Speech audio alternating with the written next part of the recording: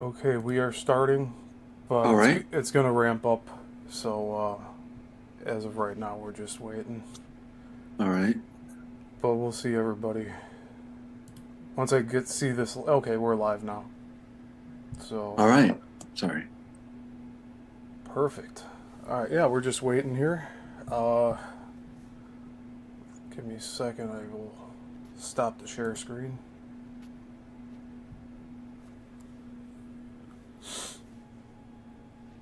Okay.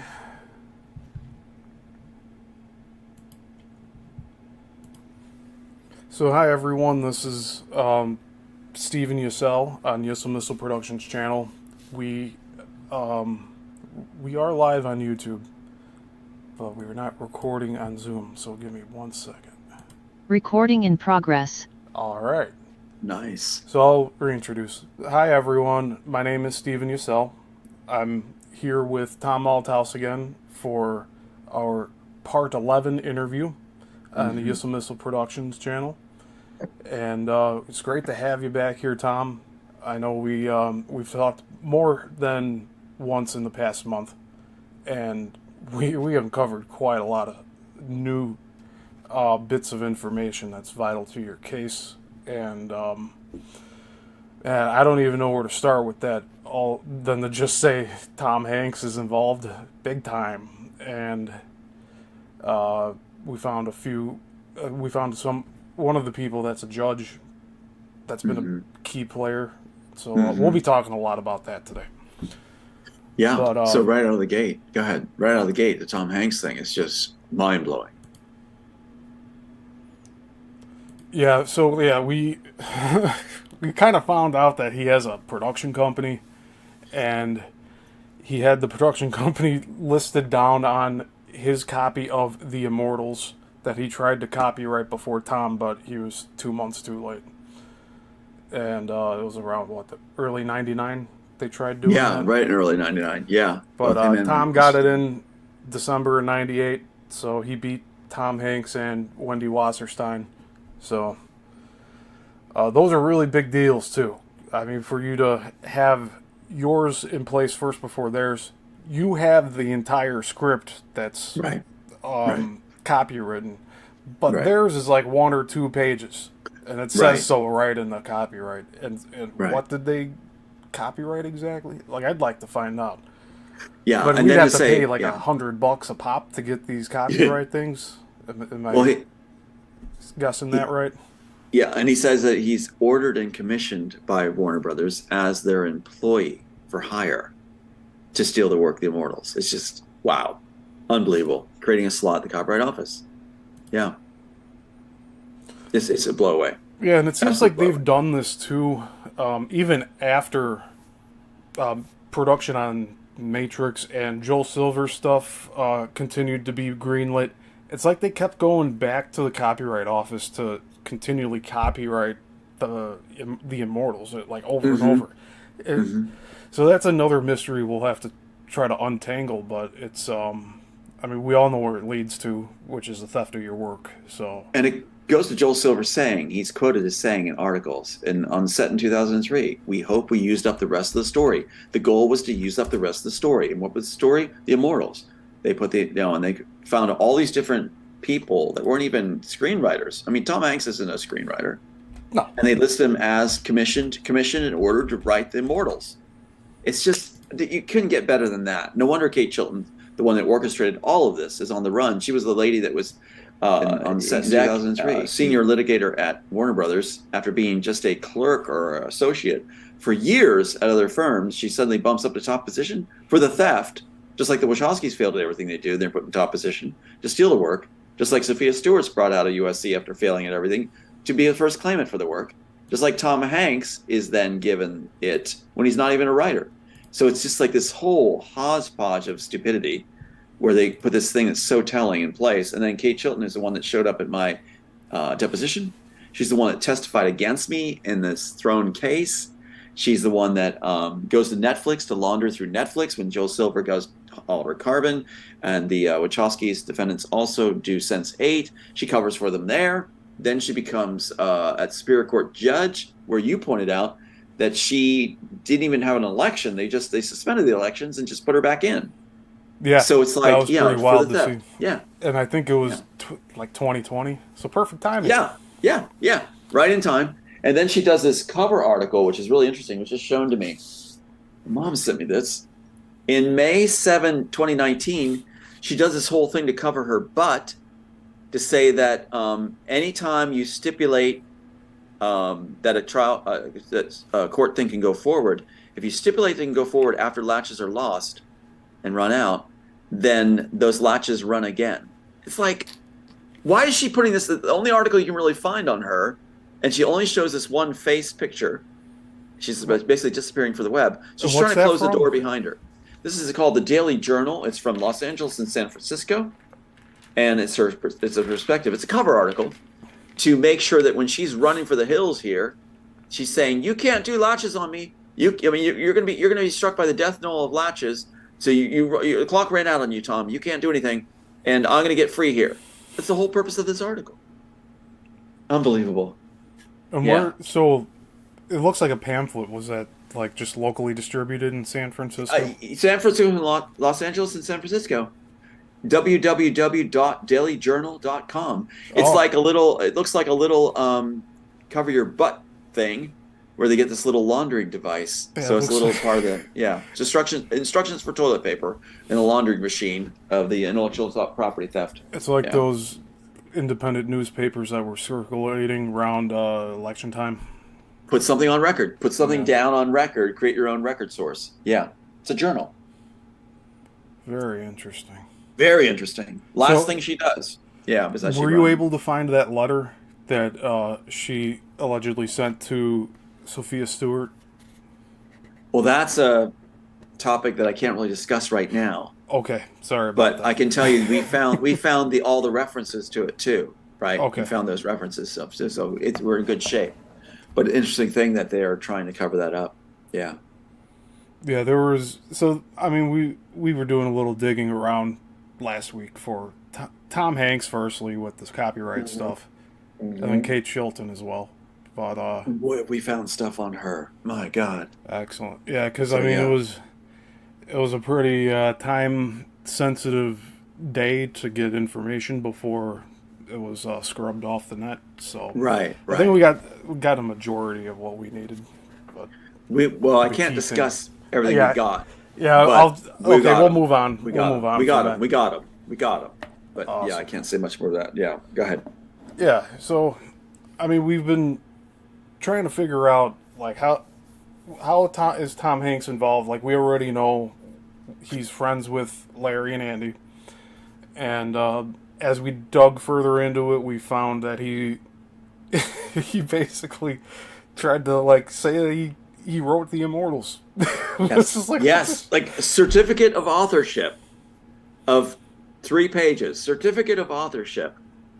And then that's that entry that's so amazing, is that he says, he's ordered and commissioned to write it. Yeah, that was something that caught my eye too. So and then, normally, you're commissioned or you're assigned, but he was ordered to make this copyright. That actually claiming to be an employee of Warner Brothers, that he was ordered as an employee of Warner Brothers to write it. Can you imagine someone approaching you, Steven, and going, you're in our company now, and we're ordering you to do this? Sounds like the military. Doesn't sound like a studio. Yeah. I mean, well, when the people at the top are connected to our the military. Well, that's what you discovered when you found out his associate Altman, whatever it was. Oh yeah, he works for the military. So I think they just did a really stupid thing where it shows Howard Altman. Yeah, Howard Altman, the heavy arms journalist. Yes. So wild. Isn't it interesting? It's like I would all that type of stuff. I would venture ordered is coming because the military ordered it. It's just like, wow, the Pentagon ordered it. We're seeing more and more of the fingers in the pie. We're getting more evidence that these entities are not separate. They're all in bed with each other. It's an animal with a lot of legs. So that's exactly it. And now they're being caught. The spider's being caught. So, yeah. But yeah, that's such a find. I think that's one of the things that sent her running was that whole the Chilton letter, and that Sophia Stewart had on her site displayed so clearly, and she struck it. Sophia Stewart struck it from her site after we talked about it, and Chilton resigned when she's supposed to be in office till 2029. She left right away. As soon as it was brought forward, she resigned and ran. So this is very interesting. It's like we've got them, and this is the lady who orchestrated the whole process and theft, and also presented Elon Musk the tech. That's why in Iron Man 2, as we said, he's cameoed there by Warner Brothers. They wouldn't just stick him in there. Out of all the people on the planet, they stick him in there to make him, primed to take the Neuralink tech, which is actually called the enhancer. So yeah, there's so many bad things about the enhancer, and he only tells us the good. That should be a telltale sign for many people, that he's not talking about the bad things about the Neuralink. There's so many bad things. It was meant for the story, not for Mark of the Beast. Yeah. Well, these guys have no ideas of their own. They realize they killed a lot of probably the would-be inventors from all these wars. And then here we are. They're trying to steal ideas out of screenplays. Exactly. Implement into real life for their own strive for power. I mean, it's like a lust for power with them. That's right. And then telling the authors that we're assets. They tell us that we're assets. We're considered assets. And that our families will be taken care of and safe if we behave ourselves as assets. It's unbelievable. And the government, the Pentagon, like we said, they view us as property of the state. That anything we create is for the state. That's why they have that Iron Man, again, that Iron Man entry. You'll see that clip where character Obadiah, has just used a neutralizing device or paralyzing device on Tony Stark. And he's sitting on a couch and he takes his thing out and says, "You think just because you create something that it's yours? Tony, come on." And then he says, "I got your Oben Magnus. I got your best creation right here." And, so that's how they view us. They put it right in the movie. That's how the Pentagon sees us, that we are the assets. And really, the top in this country, the top coordinator of the cabal isn't Hollywood studios, isn't the banking system. It's the Pentagon. That's who's actually controlling this nation and allowing the other agencies under the Pentagon to operate in foreign soil and create, testing on people in Ukraine and other places like that. And there's some terrible footage now starting to surface about taking organs from children while they're still alive and things like this. Incredible, terrible things that the Pentagon is responsible for. So there will be a second Nuremberg trial. And a lot of the Pentagon officials are the ones that will be tried and executed publicly, and rightly so. A lot of the FBI and CIA heads too will be tried and publicly executed. And I look forward to that day where peace is restored in the world. And Russia and China are now moving against the U.S. on pointing out the biolab experimentations and the audacity of the U.S. News media to claim, and government to claim that, we can't let the Russians get a hold of these labs in Ukraine. We got to stop them. Why? What are you hiding from the public that is so terrible that the Russian soldiers get a hold of, or Russia gets a hold of? Biolab technology? Strains of why? Oh, you're going to protect the U.S. population. Wait, it's targeting the DNA of white Russian males? Sounds like the Pentagon, you're the aggressor. And that Putin's trying to protect himself more and more. And America's waking up to that we are Berlin, World War II. The Pentagon's that we are the aggressors, that we are the ones that are going on sovereign nation soil and disrupting their lives, destroying their infrastructures, and testing on their people. We are the Stalin of the day. Yeah. Where do you think the petrodollar sits on all this? Good question. I don't even know what that is. I don't even know what the petrodollar is. So the world reserve currency for gasoline and oil production is the U.S. dollar, and so that's why it's called the petrodollar. Really? I didn't know that. So I'll say two things here. If the U.S. dollar is fiat currency, it is always going to inflate because there are no checks and balances. Right. Plus it's a loan. It's doomed to crumble. There Yeah. will be a crash worse than '08, and there might even be a faster recovery. But it's nothing's gonna be the same once these other countries start cutting off the U.S. dollar as a legit form of currency and start recommending using a ruble or something else. I mean, it's already happening, I but can see but it too, once it's Stephen. Yeah. like, yeah, you see multiple countries coming on the same side, being like, no more U.S. dollar. So Yeah. let's say our purchasing power as a country declines. Mhm. Where do you see us in our role in the world moving forward after that point? If Well, let's I say it think crashes, what's gonna happen is we're gonna be brought to trial. We're gonna see a second Nuremberg trial, who and do I you think you're think gonna would see some. conduct it? Would it be the U.S. like within the It'll be a nation. Patriots? It'll be a group of nations. It'll be Okay, representatives of a group of nations that are benefactors or considered, humanitarians. I believe I'll be if we show that we're the enhancer, Neuralink, and everything else, and get our property rights back and everything. Since Chilton's on the run, I would be invited to be part of that. I'm told. And so what's interesting is that you'll see a situation where it'll be cross nation boundaries. It'll be actually a mirror of the one world order of benevolent people taking charge of the reins of that wild horse. And that's what's in the screenplay. If a one world order is going to happen, let's try to make it a benevolent one. So what you're going to see is a forced coming together of different nations to right these wrongs. See, and that could give us 70 years of peace and such. But you're also going to see this rising, what I think is going to be called as the free dollar. You're going to see what's called the free dollar, and I believe that's what they'll call it. yeah. I could be wrong, but your free dollar will be just replacing the whole monetary game, and you're going to see people that are holding on to the U.S. dollar, which is loan notes, Federal Reserve, and it's like what happened in the Confederacy in the Civil War. You're going to see this suddenly the federal promissory notes, which is the U.S. dollar currently, will be worthless, Hmm. and all these people that have U.S. dollars, it'll be worthless, and so it'll be like the Confederate notes back in the Civil War when it ended and the carpetbaggers ended in. You'll see a free dollar instituting, which is also going to have sanctioning by or acceptance by other different countries. You're going to see basically a new alliance for a better world. And people will be suspect of that at first, of course, but it's to counter this new world order with the nefarious ones in charge. And this new alliance will take on new members, almost like the euro dollar did, but it's going to be a thing where we're actually going to have a focal point mission statement of righting the world, freeing the kids, things like that.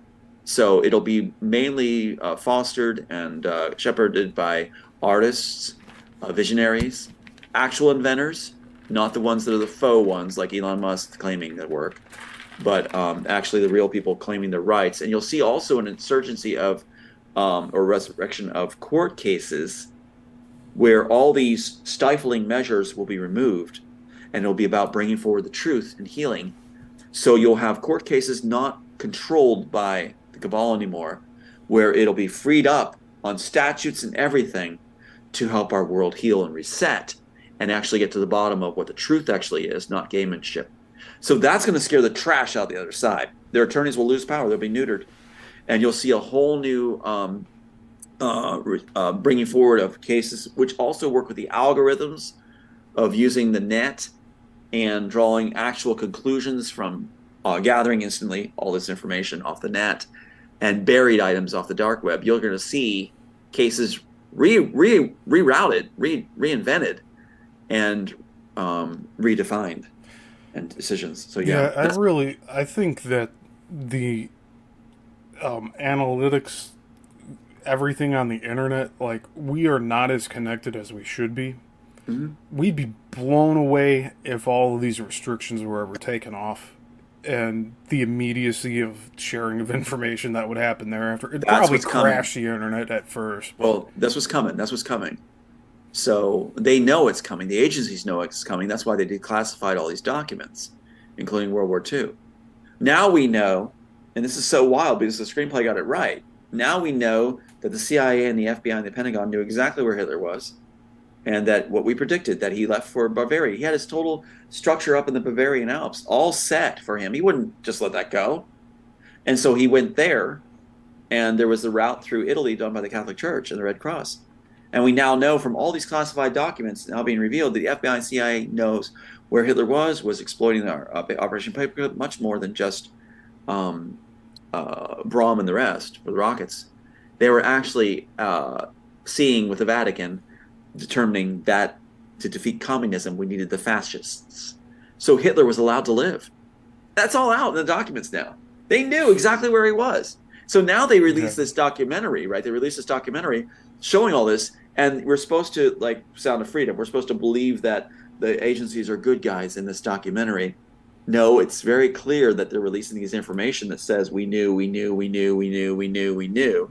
the reason the Red Cross was doing all this paperwork for allowing with the Vatican for these Nazi criminals to get is because the Pentagon greenlighted and told the Red Cross to allow that to happen. See, they said, do it, go ahead and do it. So the Red Cross did it with such impunity. They were allowed to do it. Clearly, all these thousands of German high-ranking people and officials, including the Angel of Death guy, they allowed them all to, they got brought over to the U.S. They got new lives. They even absolved them of they actually gave them a baptism in the church, in the Catholic Church. They gave them baptisms and new names for new identities, as if doing it before God with a baptism, and then entered in the book. It's almost like unbelievable. Can I do a hot take here? Go, yeah. It's almost like they knew that these German officials and everybody involved, for the most part, were good people, and that they just didn't want the country to have their own currency and their own, their own banks. Because that's what I've dug into with all that. Sure. And it seems like the catalyst was Germany creating their own currency prior to World War II. And it didn't work well for the cabal, so they needed to go make this whole story of incinerating everybody in a few years, which the math doesn't even work out. But you know what's interesting too is that the tech. Here we go with the tech. Elon Musk given the enhancer, calls it Neuralink by Warner Brothers, and all that Nazi tech is why Hitler was spared and the rest of his team. Not only to block communism, but we wanted to advance on the tech. We don't want to stop. So they actually allowed. What's it called? Dirty water? What they call it? The nuclear water they need. It's like spent water, heavy water or something. Yeah. They were sending it down to South America. So now we have the proof of that too, and very ingenious way where they had submarines where the planes would fly and land on the submarine, then go off again, refueling the submarines. They actually had this mass exodus with the Catholic Church, Pentagon, Red Cross, all allowing it and documenting it. Where so they can continue the work, and so the Nazis were working on the atomic bomb under the control of the Pentagon. In the end, so what they showed us with Oppenheimer and the rest was the showpiece they wanted to show. They didn't show what was going on in South America at the same time, with Nazis still doing the tests with Hitler there. So they had a deal with Hitler to continue the testing on all this weaponry and designs, and so that's why a lot of this tech isn't revealed at the time. So it all came true. What we said in the screenplay all came true. And that's why they try to mock it even still. Yeah. So now they drip feed it. It's amazing, Steve, in the time we live in. And we're not shocked because we were trying to warn people about it coming. And I always had my suspicions that they were thieves to begin with. And sure, yeah, between your story and what I went through in college with that one shot that was used in Breaking Bad, like, they proved me right. That they are thieves. Yes, they are. And they have no original thoughts of their own. They do not. I can throw shit on the wall and they'll go put up those those barriers for people to walk in a line and be like, look at this, it's amazing. But they'll throw somebody else's name on it too. So, I mean, that's just the way that they operate. And then you see that U.S. and England actually groomed Hitler. And that the German bloodline, the English royalty, is descended from the German royalty. But it's the German royalty. Where did he really step out of line then? That they practically just started the whole World We did War the thing II. with Saddam Hussein. We did the same thing. We're the ones that put him in power, groomed him, put him in place. It was CIA, FBI, Pentagon, and then they have a phrase they say. If we make you, we can break you. And they did that to me. They make you and they break you. So they feel good about that. And so they made Saddam Hussein. They broke him. They made Hitler, and then they break him, and they get to be the good guys while they break the person they made and put in place. But they don't want anybody to look at how they made them. So, but in They Hitler's put case, they Hitler didn't. on Time Magazine Man of the Year. Yeah, oh, there you go. And they He didn't was really on break him, there did they? before They the didn't. war. There you go. They didn't break him. They actually moved him and set him up and took care of him. Isn't that Well, incredible? no, exactly like you had said. They build him up and then they break him down. That's right. So what we have is this whole, yeah, and then we find out that the real power behind the cabal, and that was blew my mind when that Contact, which I have on tape, sorry Contact, had on tape. I haven't released that tape, but I will later if no, they can talk to us. Anyway, enough of that. That tape says, he explains to me exactly who the real power is. He says, not the movie moguls. He says they're just nothings in the pie. I'm like, okay, when they're making that offer to come out to California. And so he says, like, it's not even the Bank of England. Really? No, it's not really even the English royalty. But okay, so who's the real power of the cabal? You ready? The Vatican. The Vatican is a city unto itself, a nation unto itself. It was the only intact nation after World War II. After World War II, the only intact sovereign nation was the Vatican. And so they're the ones that made sure the Nazis, for the Pentagon, were transported to the U.S. to stop communism. So that's really, really amazing to me that the cabal's real power is the church. The ones really calling this. Then you get into Illuminati and everything else. Great. Well, I think the I don't church even- is compromised right now. The It's not church is a following personality Jesus. cult. Yeah, The church, it's a personality cult. It's been groomed that way. It's about membership, and all these people worship their pastor. And it's all about his personality, and he feels like God's among his flock. He's not ministering to them. He's a personality cult. So there's so much corruption going to come out, and I'll be like yawn boring on the church corruption, not with kids being hurt, but with all their, yeah. All these anti-religion people like getting excited and jumping up and down every time there's like a priest being convicted for touching children. That's like they're celebrating it. It's like, hey, I think you're celebrating for the wrong reasons. Like you don't agree with religion, and you're saying, "Ha ha, he got caught touching kids." But then you turn a blind eye to what Hollywood's doing with that too, and the trafficking stuff that's still happening. More blown out, or I mean, it's a bigger issue than what the Sound of Freedom movie. Yeah. showed.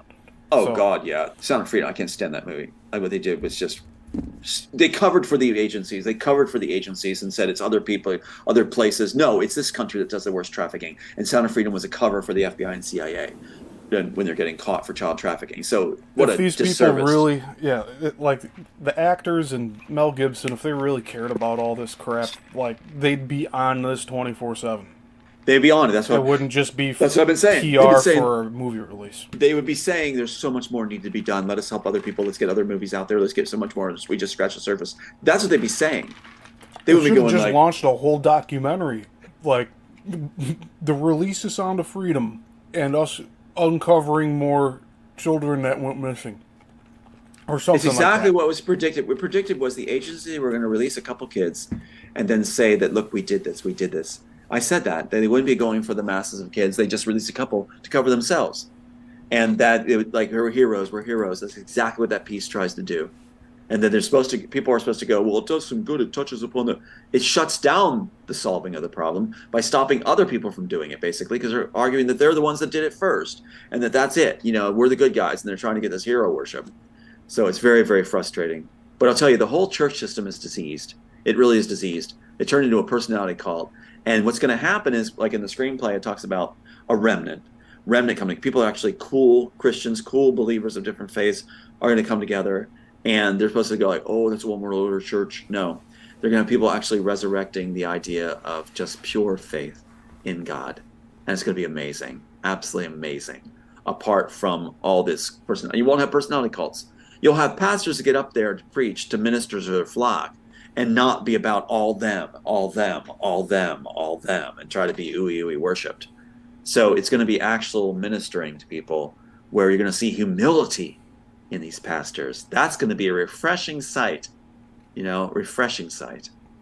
So I walked into a local church just the other day, a couple of weeks ago, basically, and it was like the pastor came up to meet me, and right away I was just like so thunderstruck because he came up like, yeah, I'm the pastor of the church. like he's expecting praise. I'm an actor. I can read internal monologue, you know, and I can see what's going on. He's just like, yeah, I'm Pastor so and so. When I told him who I was, he ran away. So yeah, he actually went to his office, didn't come out. Because I said there's responsibility to bring forward the truth in the churches. He didn't want that. He simply wanted to be admired by the ladies in his flock. These So people should be preaching about Jesus Christ every single day. And instead, instead, they're they're giving putting little up rainbow amulets. flags outside of the churches and telling them that everybody is welcome. That includes the sin and the act of sinning while Yeah, it's yeah, happening. yeah, Like, yeah, you yeah. can't admonish any sin whatsoever anymore. I don't know where we're Well, at. I Stephen, went to how you? Catholic school, and this Yeah. stuff is completely absurd to me what the media is accepting as okay these days. Well, how are you going to be popular and get your membership ratings up if you don't open up to everything and put God aside? You know, you've got to, if you're going to get your membership up, you got to recruit to everybody, advertise to everybody, and make sure you got that makeup on really well, and make sure you look like, you know, like you're God's gift to women, and then you get your membership up. It's all about that. Yeah, And then according to they them. have about like an hour and a half away from me in Naperville. There's a satanic church out there, and the only reason it exists is to mock God. It is not a religion. It's only there to That's mock God. So that's what the honeypot wife took me to this Unity Church in Spokane, Washington, after she cut us all off, Aiden and I. And we met this pastor there, and they have the symbols of all the different, you know, One World Order faiths in around the sanctuary thing. And it was insane. The guy was like talking to us. I'm like, whoa, what are you? What kind of church are you? This Unity Church, unity of One World Order churches for a One World Order church. I was like, wow. Embrace, you know, having all the symbols up.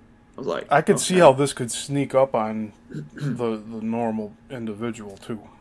Like they show up to the Absolutely. church and then they just get sucked into this world. It's like, wait, oh, okay, I guess Oh I'm yeah. I'm part of the unity.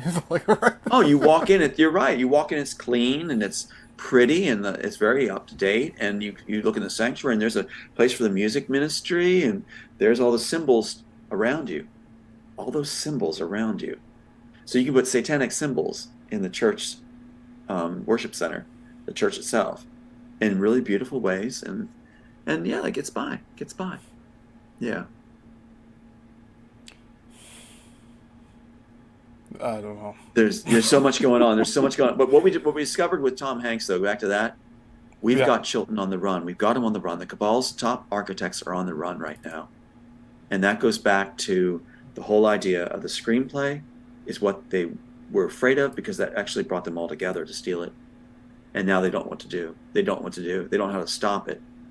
And so since we outlasted them and words going out, they're really concerned about interviews and the documentary coming, but mainly interviews too.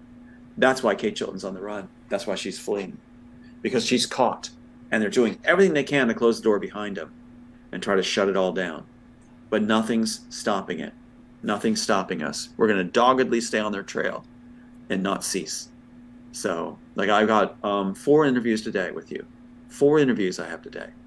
So, and it's like they did not stop us, did they? Did not stop. Because I'm on your program, 3 others. They're not stopping us. And it's driving them crazy. They thought they had all the power to shut everything we had down. So, are you looking for a particular document? yeah. I was looking at the bookmarks that I had. I was looking for the Tom Hanks. I'll put it up. Link. Hold on. Let me go to share screen. Yeah, go for it. Because I want you to describe this too. I want you to look at this too. Okay, here we go. Ready? Can you see my screen? Yep. Here's the breakdown. And I can pull up individually too. So what you have here, as you can see, is the original Immortals, right? This is the 1998 version. The first version was 93, complete, 93. And then you have the submission letter here. And that submission letter, no getting around it. If we look at that, the submission letter is dated as June 25th, 1993. See it? Mm-hmm. Tracking number, receipt, everything. 4,000 Warner Bros. Lane certified letter. So this is going in. Obviously, they can't beat this, 93. And so if we go back out again on this, look at the entries with Tom Hanks being brought. 1998 version here, December. And what's he claiming? He's claiming June 98 25th. So June 25th is the submission letter. June 25th, they pick as an arbitrary date for execution. They're just picking an arbitrary date. It really, what matters is when they enter the date of recordation. So when they actually enter the records. The certification date. Yeah, when the Copyright Office gets it is February 1999. Chronologically, going off of these dates and yours came first at the end of December of 98. And this is just for this particular time frame we're talking about. That's December right. 98 for the Immortals, for you, Tom Althouse. Then, not even a month later, January of 99 is when Tom Hanks rolls in. And then another 10 months go by and Wendy Wasserstein rolls in. All about Right. on the Immortals. That's right. So that's right. the most glaring and solid piece of information here that we're dealing with recently, is that these two people tried to jump in before you, but you got them first, or you got it in first. Yeah, and look at this. It says Warner Brothers is the assignee, assigning the work to Tom Hanks, employee for hire. Tom Hanks, employee for hire. Tom Hanks, employee for hire. Listen again. Ordered and commissioned by HBO and Warner Brothers. HBO working for Warner Brothers, and it says 3 pages, and it says authorship, certificate of authorship. So he's the certificate of authorship of 3 pages under my title, creating a placard or a slot at the Copyright Office to put the work in when it's done. And when did they shoot it? 1999, right? 1999. So Tom Hanks is somebody who's not a writer, not an employee of Warner Brothers, but for the purpose of stealing the work, he's listed as an assignee, or that he's assigned. And then Tom Hanks' own company, which you'd found out, Clavius Base, is Tom Hanks, the president of the company, is the assigner. So wait a minute. So Tom Hanks is the president of the company, that's the assigner, that's ordering and commissioning Tom Hanks to write it. Tom Hanks is the president of the company, ordering him and commissioning him to write it. It seems like he's doing this right as production is wrapping up. And the same thing with Wendy Wasserstein, too. Right. Because 98 is that year where they were, I think, still filming it. Yeah, they were. 99. I mean, technically, you could say it was still in production because of all the CGI work. But from what I've looked at for IMDb, and we can't really trust IMDb anymore, but it says on there somewhere near the end of 98 is when they stopped filming. But that doesn't mean production stopped, because they're doing all the CGI and the bullet time and all that stuff. And while that's going on, all this is happening. But, Exactly. I'm just trying to wrap my head around it right now. But it's so much. It's just, these documents are worth so much. They're so telling. Because there's no copyright in The Matrix. But there's a copyright on what's the screenplay we hold, Stephen? There's a copyright on The Immortals, right there. So they're trying to copyright this work when there's no copyright in The Matrix, commissioned by Warner Brothers. And look at Wendy Wasserstein's entry. Wendy Wasserstein is listed as an employee, like Tom Hanks is, and she's listed as certificate of authorship. How can Tom Hanks and Wendy Wasserstein have a certificate of authorship that's only 2 to 3 pages long? The work itself, and they are separate people at separate times claiming they authored it individually. Yeah, and from both Time Warner, both employees of Time Warner. Do they just have too many people working there that they don't understand they're having duplicate Doesn't make any entries? sense. And how they come up with the Immortals, both of them at separate times. Yeah, so these big things here. There's duplicate entries here. There's also only 1.5 to 2 pages for these. Tom Hanks says what? 2 pages 1 to 3? 1 to 3. And Wendy Wasserstein says pages 1 to 2. 1 to 2. So they literally submitted 2 pages of a screenplay and 3 pages of a screenplay. And of what? We don't know. We can look this up, but to get the copies, it costs a few $100 to get this stuff. We need to be smart with where we're throwing all of our funding right now, since we have none coming in trying to help us with this. That's right. So, and look at the entry too. It says The Immortals created by Wendy Wasserstein as a work for hire. That's the biggest clearly stated proof of a ripoff. Yeah, as a work That for hire sounds like they're just like, hey, we need somebody to throw in on this name here for this title, so you make write it for something us. up quick and so that we can put your name to it and settle this. She's like, okay, I got a coffee break. I'll write 2 pages and you can claim it then. They never thought we'd see this if we weren't notified about this. Look at this. Oh, I don't think too many people are even looking this information up. Nobody would. Yeah, unless we're notified. Employee, employer. Warner Brothers, the one that ripped off the Matrix with the Wachowskis, claims to be an employer. Wendy Washington, who's not a film screenwriter, she never wrote film screens, plays, still hasn't even here. She wrote 2 pages, if that. So Wendy Washington is the employee, not even a screenplay writer. Tom Hanks is an actor, not a screenplay writer, yet certificate of authorship and employee for hire. Wow. You can't get better than this. No wonder they're on the run. And then there's tons more entries. Watch this. At the same time, we have these guys showing up. Watch this guy. What's it say here? Can you read it? Immortals 2000, recorded 2000, right? March 2000. 2000, yeah, March 7th, yes. It says the Immortals proposed television motion picture, HBO and Warner Brothers, certificate of authorship and assignment. Employer for hire of Eric Roth and Vesta. So here we have the Immortals again. How many pages? 3. That he's certificate of authorship. And it took them almost 2 years to get certified? What's that all about? Now watch this. Nia Vardalos, work made for hire of HBO and Warner Brothers again.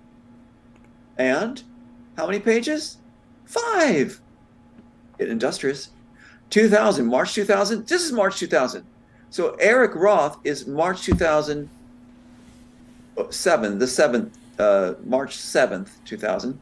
And this Valdoris is March 3rd, 2000. So within 4 days, you have 2 different people claiming authorship, working for HBO and Warner Brothers, commissioned to write it. Wow. Claiming certificate of authorship and assignment both. And both HBO Films, or Home Box Office, and Time Warner. And Warner Brothers. Look at this. Same thing. Yeah. Within 4 days of each other. This is stuff I want, like, God. On the court record. Like, get these people on the stand and be like, did you write this? Absolutely. Were you proud of this? You're proud of your 5 pages? What did you do this for? That's right. Now watch this. Keep going. Okay. 1998. Back to Tom Hanks time, right? Let's go back to Tom Hanks. Hold on. Let's move these 2 clowns out of the way. Because that's what they are for doing this. How much do they get paid for going to steal? Where'd the entry go? Let me go back to it. Hold on. Let me get Tom Hanks' entry back up as soon as I find it. Yeah, Tom Hanks. There it is, right there. Okay, here we go. If you're just tuning in right now on the live stream here, we're talking about Tom's copyright for the Immortals and all these other players that tried to jump in and get it done before he was able to, but he got it done before all them. And we're just looking over all these attempts at trying to officially steal the work through the Copyright Office, so to speak. Right. And here we have date of recordation. So this is actually, now remember there's 1995, 93 entries, right? So we have previous ones that are full scripts. Mm-hmm. So they're going off of this one. 1998, July 1998, July 31st, 1998, we have James Dunn, employee of Home Boxes and Warner Bros. Again. And it says James Dunn is employee for hire and certificate of authorship for Immortals. 2 pages. Look at this. And there's people actually coming forward going, James Dunn wrote it. James Dunn wrote 2 pages and he can claim that he took my work, that he has my work, that he created it. 2 pages? What? When we have James Boyd of Norfolk submitting in June 25th, 1993, The Immortals? Look at this. So how many names are we showing that are commissioned, hired by Warner Brothers? And these are recent searches, too, that you've made, correct? I was informed where to look, and I looked, and I just did it like maybe a couple days ago. Yeah, if anybody is to go on to look for this copyright website, it is laid out like this, so Yep. it does look like it's from I did a 98. video to make sure too. I'll show you the video I have, which will show and prove they can shoot them down. The Here's- layout of this website, though, it's like they didn't change it from the time people submitted all this work, because That's this is a right. pretty old format for it being That's right. an That's internet right. page. Now, keep in mind, Pat Robertson had me submit through Ned and Judy Nankovich, those players of his, cronies of his, that got positions at the story departments at Universal Studios and Disney.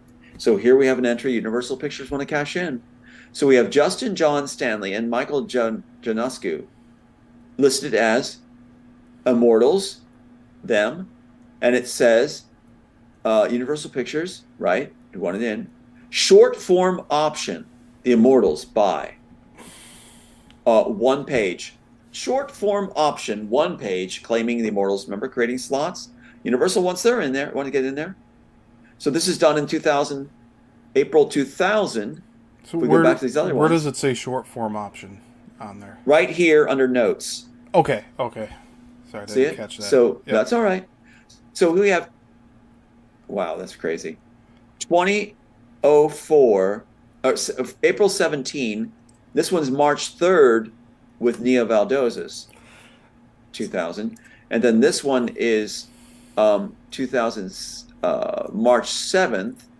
And this one's April 17, 2000, with Universal Studios getting their licks in there, wanting their piece of the pie. Can you believe this? Now watch this little quip video real quick, and I'll show you that they can't get away with saying that we somehow photoshopped it. Watch.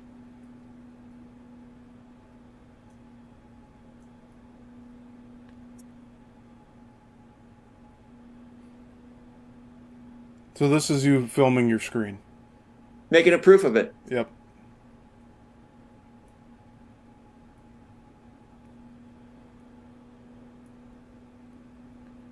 Oh, wow.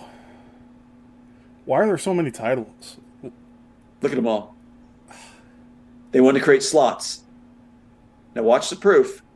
See Nia, Justin, Navy NCIS. Jack Dan.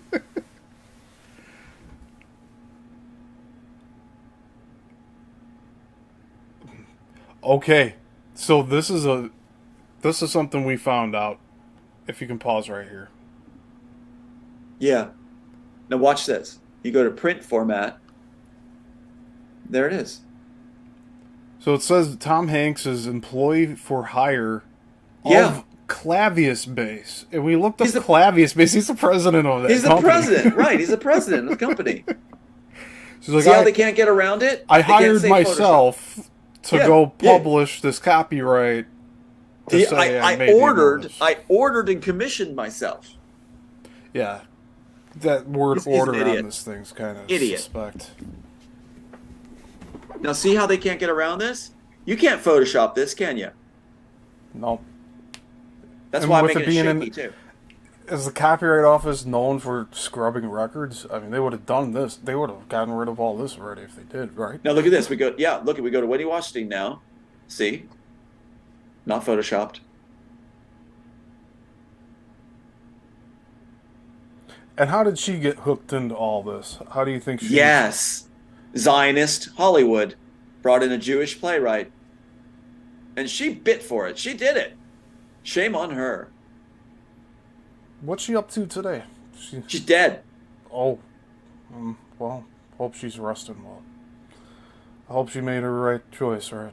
Okay, so there. That shows you they can't get around this. They can't get around it. There's no way to get around it. That's that now, because I knew they would be saying they'd try to strike it like Sophia Stewart just did with her site, and they would try to say you photoshopped that. There's no way anybody can say that was photoshopped. No. As an editor, how long would it take to create something like that and create all those pieces in a flowing form? And background? Handheld footage trying to match up text is very difficult. You're hearing that take- from yeah. a lifelong editor here. So That give me an estimate on how much time it would take to Photoshop something like that. 10 or 20 Because hours. 10 or 20 hours at a minimum. And we're talking about 3.5 minute video. It goes even farther into other entries. We're I mean, clicking it's- on the entries, back the entries, back. It's obviously copyright site. You can see it. So there's no way around it. I've No way spent around it. an hour per minute sometimes with music videos, but sometimes I've spent 10 minutes on a minute or something like 10 minutes on a second on some music videos, and that's just trying to get everything to flow just right. Right. But if you're talking about like tracking text and moving I it think so it's that impossible. yeah. It's impossible to get that. With the handheld and the jittery motions, No way. trying to mimic it, it's like It'd be impossible. you need a I whole don't think it's fistful of Adderall for something like that. Mm-hmm. And I don't take any of that stuff. So that's what I'm saying. I don't think that it can't be done. You can't do it. I don't think anybody can do it. Not that No. footage, not like that. That's why I was purposely showing it like that and then showing off the side and coming back. And when you see us clicking on it and everything, no. And then I have my own screenshots too from that site Mm-hmm. that are logged and time stamped. And it's just from a few months ago. Yeah. And that's not the only ones I have. I mean, it's not. If you go back to share screen real quick, I purposely did this. So if you look at this one right here, watch. Play.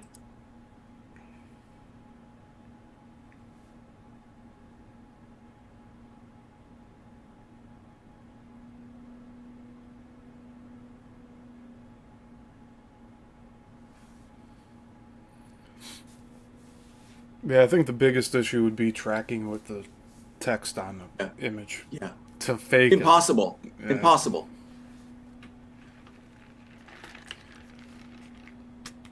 See, there's no way. There's no way. it. So we got him. Who's James Dune? Joe Schmo Nobody. Okay. They just like they Wasserstein. Just say, Yep. here's the ticket you got there. You got the And you can see why. the Zionist get out of jail free card. Well, pick it apart. Why would they pick Wendy Wasserstein? She's a Jewish woman, Zionist, Hollywood. They want to promote the Zionist people. And so what you do is she made it Heidi Chronicles on Broadway. That gives her credence, legitimacy in the eyes of the public, of course. So have her steal it. Have her steal it. Now, she's a rotten person because she said yes to stealing it. She's a bad person to have, she must know how hard it is to get a work into getting success and then wanting to be that greedy. Wendy Wasserstein's a bad person. Tom Hanks, an actor, and he said yes, and look how he is president of his own company. He was so greedy. Gives an insight to Tom Hanks. He was so greedy, he wants his own company on there, saying that he is, as president, he ordered and commissioned himself with Warner Brothers. He's so greedy that he wants his company on the copyright to steal the work. Wow. So, The Matrix was released in the U.S. March 24th of 99. I thought it was done in the summer. March? How about that? And that's right Look how around the fast time they we were went. talking about. February 20... So like a month before it hit theaters, they're doing all these copyrights for the Immortals. Keep that... That's right. That's right. My audience here should keep that one in mind. And they had the full script identical from the 1995 copyright. See, so it's like they were ready to roll, and they did not expect to make 2 and 3. They didn't realize Matrix 1 would be that famous. They didn't think it would actually take off when they shot it, and so then they were ordered back to do 2 and 3, and the Wachowskis didn't know how to do it. I really think that those zip drives are some of your ace in the holes. They are. Like, Yeah. that's even harder to like say. Yeah, Well, that's the I funny made thing. this up. I just copied it brand new onto this drive. Like, they Well, don't isn't get it used interesting? these days anymore? Here we get it off of Maui, just in time before they hit Maui. Because we said we still had some things on Maui left, but they're not crucial, and they hit Maui. Yeah. I think a lot of Lahaina in general was like a meeting point for a lot of important people. I think It was the people that they capital of want to Hawaii. like get rid of too. So It was the capital of Hawaii, and they also want to create that utopian state of what Maui becomes. Then is you have a servitude class serving the elite, and that's why Oprah, Zucker, and you'll watch Elon Musk also And Dwayne buying up, Johnson. buying up large swaths of land. Aerosmith guys there. You got a Beatles guy, George Harrison. All these guys are, Willie Nelson's there. Stead's there, and it's like all this. It's becoming a utopia for the elite. And incidentally, when the Homeland went there, FEMA Homeland, they were put up in the Grand Wailea where I worked, Grand Wailea, in $700 rooms in the Grand Wailea at the resort with the water slides and everything.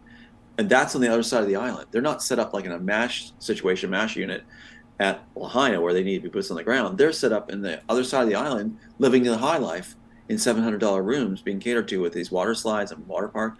And it's like they're not even there to do a job. They're not even there doing a job. They're on vacation.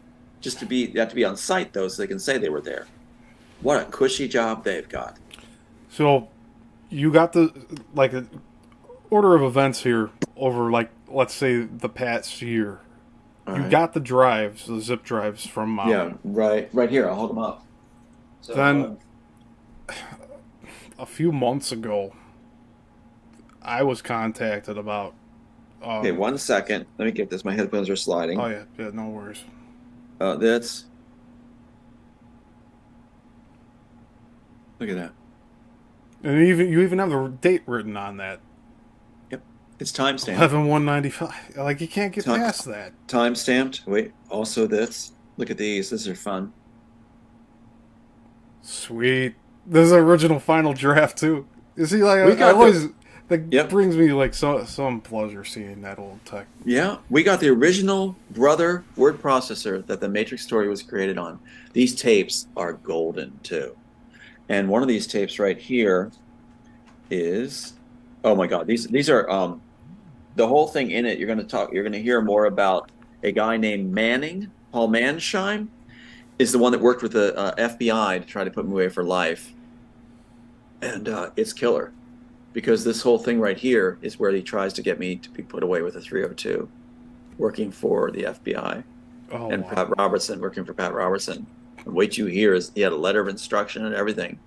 So they're not happy about that either. And yeah, we got so much here, so much that is time-stamped, proven. And we got it off of Maui. We went before they bought off the guy that was holding stuff for me. So that's when I moved quickly. And we ordered a lock on the storage facility that had all this evidence, prime evidence, that the attorneys weren't able to steal. So all this prime evidence they wanted to get, their attorneys kept saying, where is it? Where is it? Where is it? And so we had a lock put on it. The friend who sold out couldn't get to it anymore. I got there, mailed it back, like $1,000 worth of postaging and stuff, and then took the floppy disk with me on the plane. The security people at the gate at Maui Airport in Kaului, they confiscated my final drafts and everything and all this this timestamp stuff. They confiscated this and didn't give it back. And so when I got on the plane, I was freaking out. And when I got on the plane, the pilot actually had the stewardess talking to me because I was saying like, something bad just happened. And the pilot called in from the plane in flight. The stewardess sat with me and like, we're going to get to the bottom of this. We're going to change this around. They orchestrated with a guy who had been at the gate who actually wanted an autograph because he knew I was a writer. He asked me, what I was doing. So these people came to bat for me right away. And they got it so that we got around the 24-hour rule where Homeland Security could have removed, TSD, whatever, could have removed my stuff and said, well, it was over 24 hours. So I'm on a plane flight going through this, and the real heroes are the pilot, the stewardesses, and the guy at the gate, who I have their cards now. It'll be part of the documentary for us all, Stephen. I want to feature them in it. And they said they wanted to be. That's the flight that made the huge difference. And I can't tell you what that was like, how great they were. And we got that now. We had it. I had to pay $80, over $80, to have just a little package sent to me. Why That works didn't specifically you with- send those along with the brother computer that you shipped out? I didn't want to send it through the mail. I wanted to carry it with me. I didn't want to leave I it. totally get it too. So that's why I have to hand it around security. TSA, I had to hand it around so it doesn't get through the x-ray machine. What was their reason for confiscating it? What they did was they just didn't give it back to me. I gave it to Oh, the they guy tried to take it to around. pretend like they forgot. Yes. Yes, Oh, that's the that's how they did it. worst. Yeah, that's how they did it. And Wow. then I heard, well, 24 hours, if you don't get it in 24 hours, I'm flying to Texas from Maui. How am I supposed to get it? That's where the guy stepped in. The guy at the gate stepped in. They held my flight because so many people were coming up asking for like autographs and wanting to talk when they realized I was really the guy. They got it, right? And the guy was like, oh my God, and gave me his card. So at the gate, they delayed the flight taking off because people were kind of coming around because they realized that he's the author because they saw the screenplay and the stuff we show, right? Mm-hmm. So they got it. They understood it. So the public's going to get it.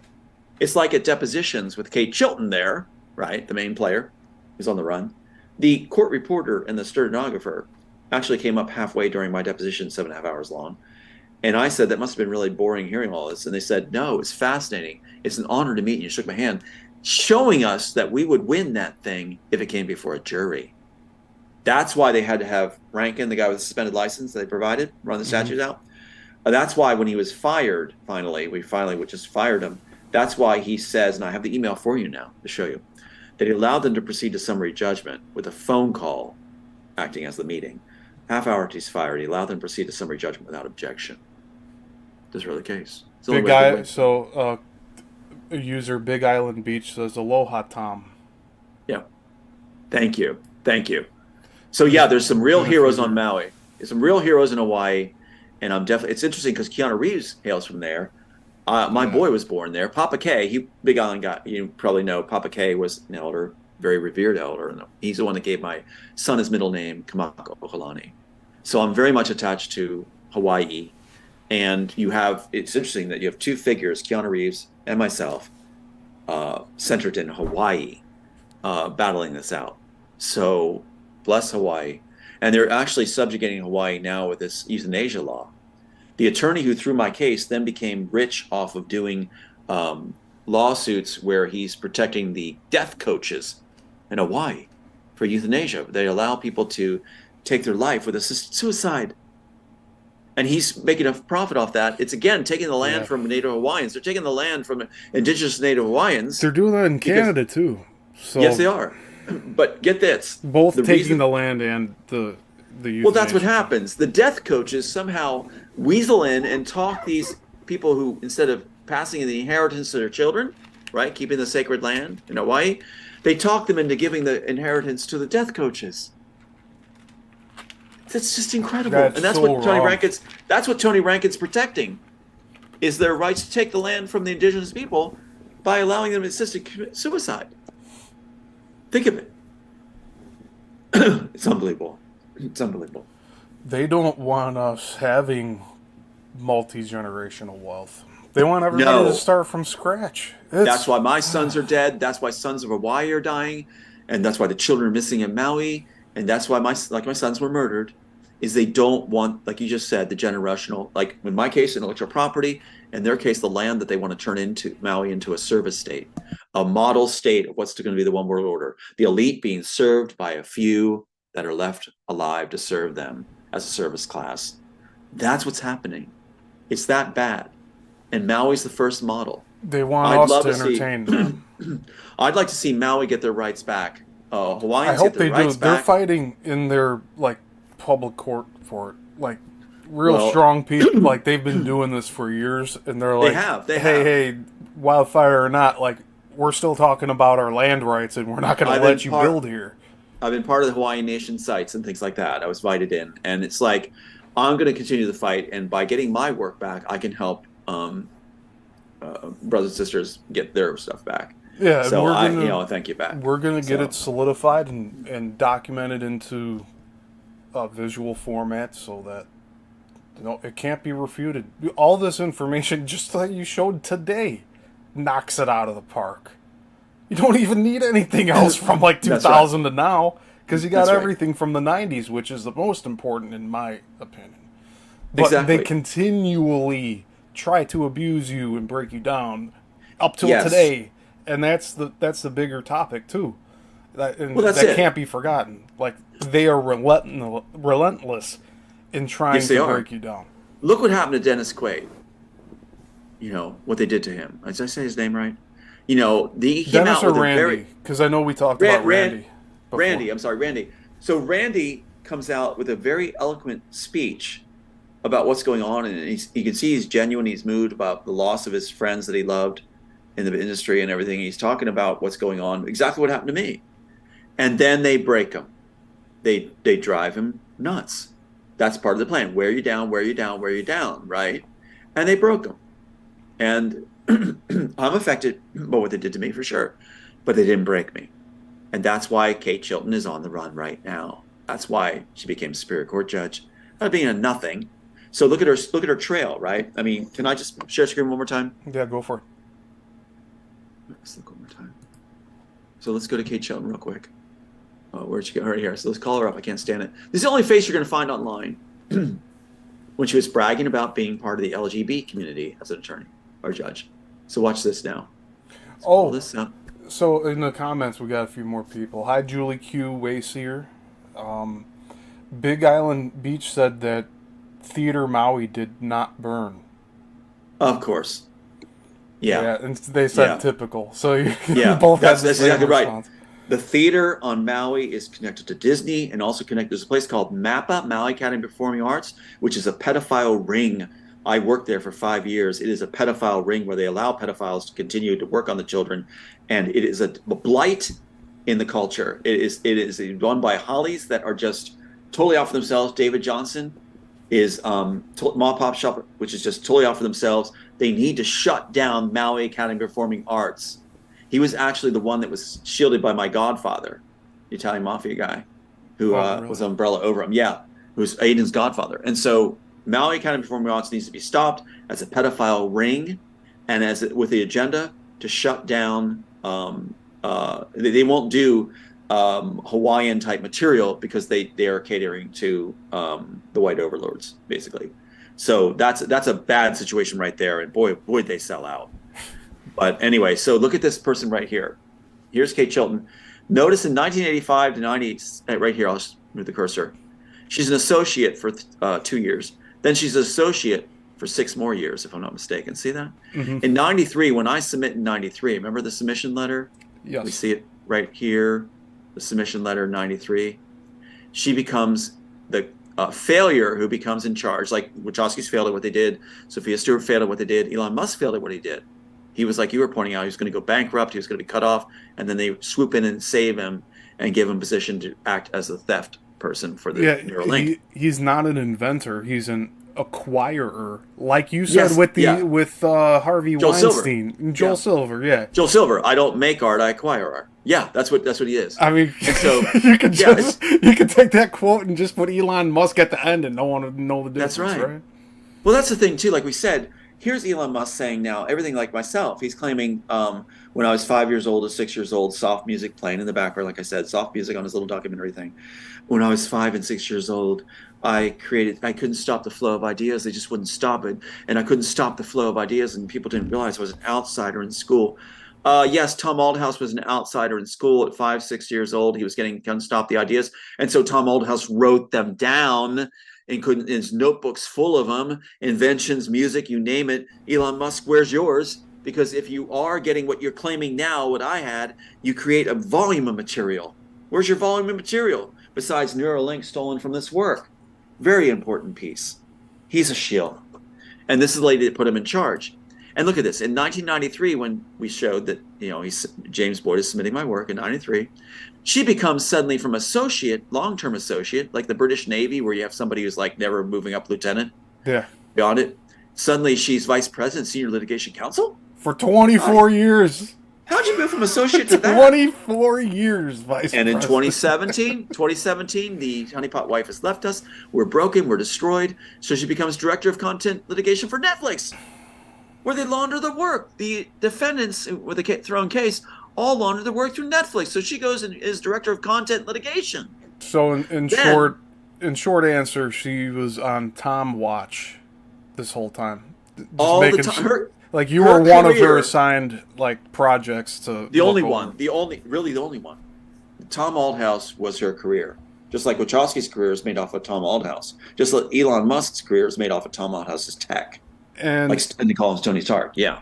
And this is the one that had him in Iron Man 2 featured, where Tony Stark character goes like, "Hey, there's Elon Musk," and he's just going like, doesn't even say anything.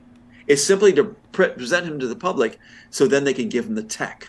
See, this monster right here is the one whose whole career was built. Now, I ask people who are watching, cover the mouth and look at the eyes. Look at the eyes covering the mouth. And what do you see in the eyes? And it scares the trash out of me. See the eyes? Let's see. Is it scary? Tell me that's not scary. Now put the mouth back on. Power now hungry. Tell me if the smile matches. Tell me if the smile matches the eyes. Does the smile match the eyes? And this is real. This is important because you can tell genuine people like this. Look at that left eye, especially compared to the smile. Yeah, it doesn't match. I would just say that left eye is. I don't know how to describe this. It's creepy. It's absolutely creepy. It's like, I am getting away with stuff. I am evil. Don't trust me. It's just like, wow. You can tell this by people. Look at Elon's eyes. Elon's eyes. Craze, there's that, I don't want to say craze, but like the... evil hate. It's just something's there that's just not right. Like it's obsessing, dark. And then also like the vindictive...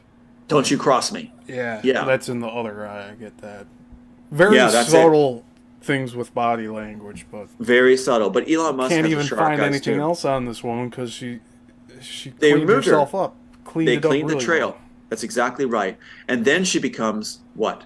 Superior Court judge for 2020. Therefore, if we go against these guys for what they stole, see the statute of limitations? 3 years. If we go against these guys for what they stole through Netflix, she's there as the Superior Court judge to make sure nothing goes through. Yeah, and this second line here, it says, Chilton won re-election for judge of the Superior Court of Los Angeles County in California outright in the primary of June 7th, 22, after the primary was canceled.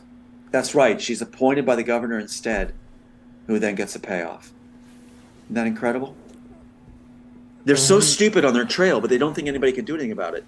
One of the reasons when I asked the question to the Disney rep that's on tape, I asked them, why was this done to my family? And they said, well, you have to understand it's all about power, and you dared to face us down. Interesting. And I was supposed to be the face of Christian Coalition. Elon Musk is supposed to be the face of God now, they say. And also, they said, the reason they do what they do is because they can. Talk about a narcissistic answer. Because they can. And narcissists can get away with it. And narcissists will blame their victims as being narcissists. That's exactly what Pat Robertson did. That's what Chilton did. That's what their shills do. Sophia Stewart claims I'm a narcissist. And if you go one more time just to rub this home, look what Sophia Stewart calls me. So let's get rid of this. And let's jump to Sophia Stewart. So here's Sophia Stewart in a message to me while she's offering a friend request.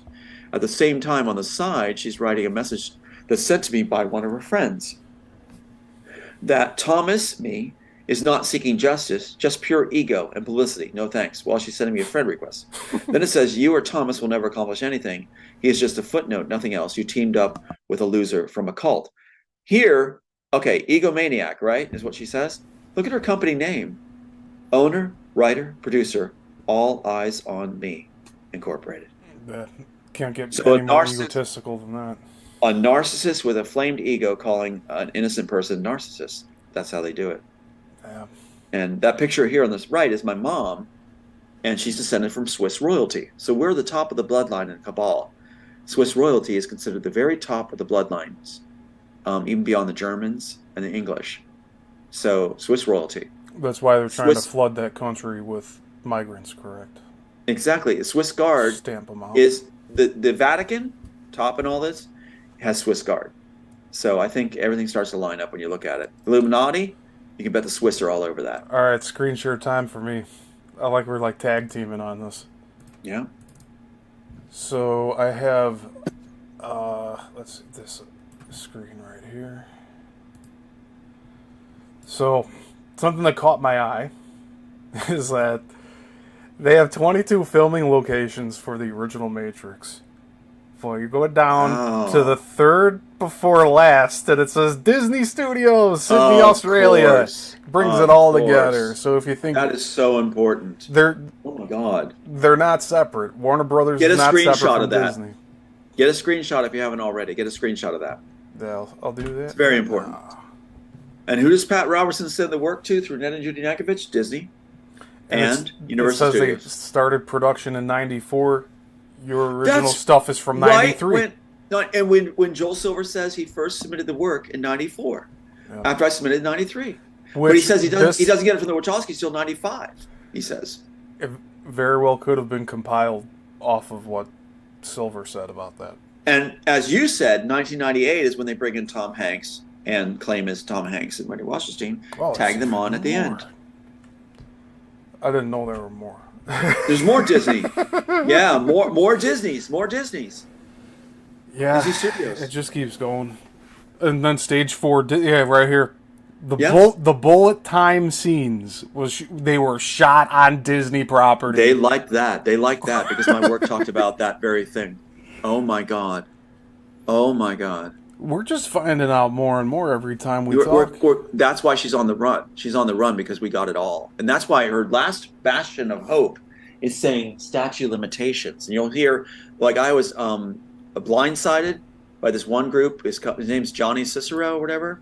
And he has this guy he brought on to blindside me. And this guy was a thug on his program, on his little panel. Starts going, you got statutes, you can't do it, you got statutes. And on, he's talking me down before I don't even get a word in. And that's exactly what Chilton's trying to do, is this whole cover article, as their butt runs away, saying you can't do it, you can't do statutes. You got this trial and death knell orders. No, in my condition, there is no statute of limitations, Catherine. We're still coming. You're not getting away. And that goes for Elon Musk, too. Yeah. In the future, there will be Nuremberg trials. Yeah. So I'm not going to stop. I'm doing this in memory of my sons that were murdered. And they bragged that my sons were murdered. And it is Sophia Stewart that calls me, too, and brags and says, your sons are murdered because you're in a cult. It says it in her very message. So that's her job, is to try to taunt. It's just not very nice. Yeah. And what she's doing now... So many words. What she's doing now is she's like, 50 to 60 years old? And she's showing her boobs on the air? Yeah, no one wants to see them, Sophia. No one wants to see them. I really... God help us, it's like down to there? I went into the trenches. Do you have a shot of that? Show a shot of that if you got it. I don't want to abuse my viewers here. It's disgusting, but it should be shown. It should be shown. And then the big fat sunglasses, like she's some kind of celebrity. And then she holds a fake Academy Award that she didn't have. Unbelievable stuff. Unbelievable. So the question is ask ourselves is, why is she flashing cleavage? Yeah. She doesn't have anything else, right? She doesn't have anything in. Ask anybody, a 50 to 60-year-old woman flashing cleavage, I would say is desperate. She's not interested in getting the truth out there. Not the facts, right? No facts. No facts. Look at her Twitter. She's trying to sell her book. That's all it is. Look at her makeup she's done. Look at that makeover. That's an Instagram filter on that. That's easy. Oh my God. You could tell the difference between the... Yeah, look at that. She thinned up her face banner. too. Yeah, and look how she softened her hair. God help us. So, I'm going to do a quick scroll so that my viewers' eyes don't burn too much here. But we go through, and she has all these things. She starts showing... the further back you go, the more cleavage there is. And I think that's scary. Her daughter there. It's just so God. gross. Look at that. It's so gross. What the hell? All right, we'll peek one more time. It's just sad. Look at the glasses. What's up with the glasses? That's where she says Matrix, Matrix, Matrix or something. Yeah. Oh, you can probably hear this now, right? Hey, hi, this is Sophia Stewart in Matrix. That's her argument right there. Hey, yeah, that's everybody. I don't see you making TikToks going, Tom and Althouse. why is Matrix 4? Yeah, why is Matrix 4 made without her? If she claims she has the trademark. Yeah, it should be written by Sophia Stewart. Right? Yeah, and what to point out is, again, she. Oh my God! Oh my God! It's like she's pulling it back. Oh my God! She wrote 33 pages, not a screenplay. 33 pages is not a screenplay. That's 33 minutes, not a screenplay. What's with the sunglasses too? But anyway, so yeah, she's constantly trying to be honest, and now she's saying, get this, Stephen, maybe even on here still. She says the red pill is based on the blood of the children and is the good pill. The red pill's based on the blood of children and is the good pill. She's trying to counter our claim that the blue pill was originally the good one. The red was the bad. I'm just looking for one more picture. Oh my god! Oh my god! Oh my god! See, What that's the what I hell? said. Like, oh my god! I'm scarred from looking at this shit. What is going on? If we could just scrub her from the internet and just leave all Holy your stuff up. cracks. Oh, My U.S. Wait, that's her husband? That's her husband? No, that's her husband. She has a white guy husband. That's yeah, I like was looking for young? a picture of him. He was further down somewhere. There. I was gonna That's say. her husband. Yeah, I was gonna say this guy probably was like the biggest Matrix nerd, and it's like, you know what? I'm gonna go marry Sophia Stewart. Oh my god, that's what happened. He's like in his 30s. Like, what That's the so shit? insane. What an idiot. Larry Wachowski, his dominatrix married him because she said, I don't date clients, but I married Larry because he wrote The Matrix. All these false relationships And they based probably, on The Matrix. they probably, okay.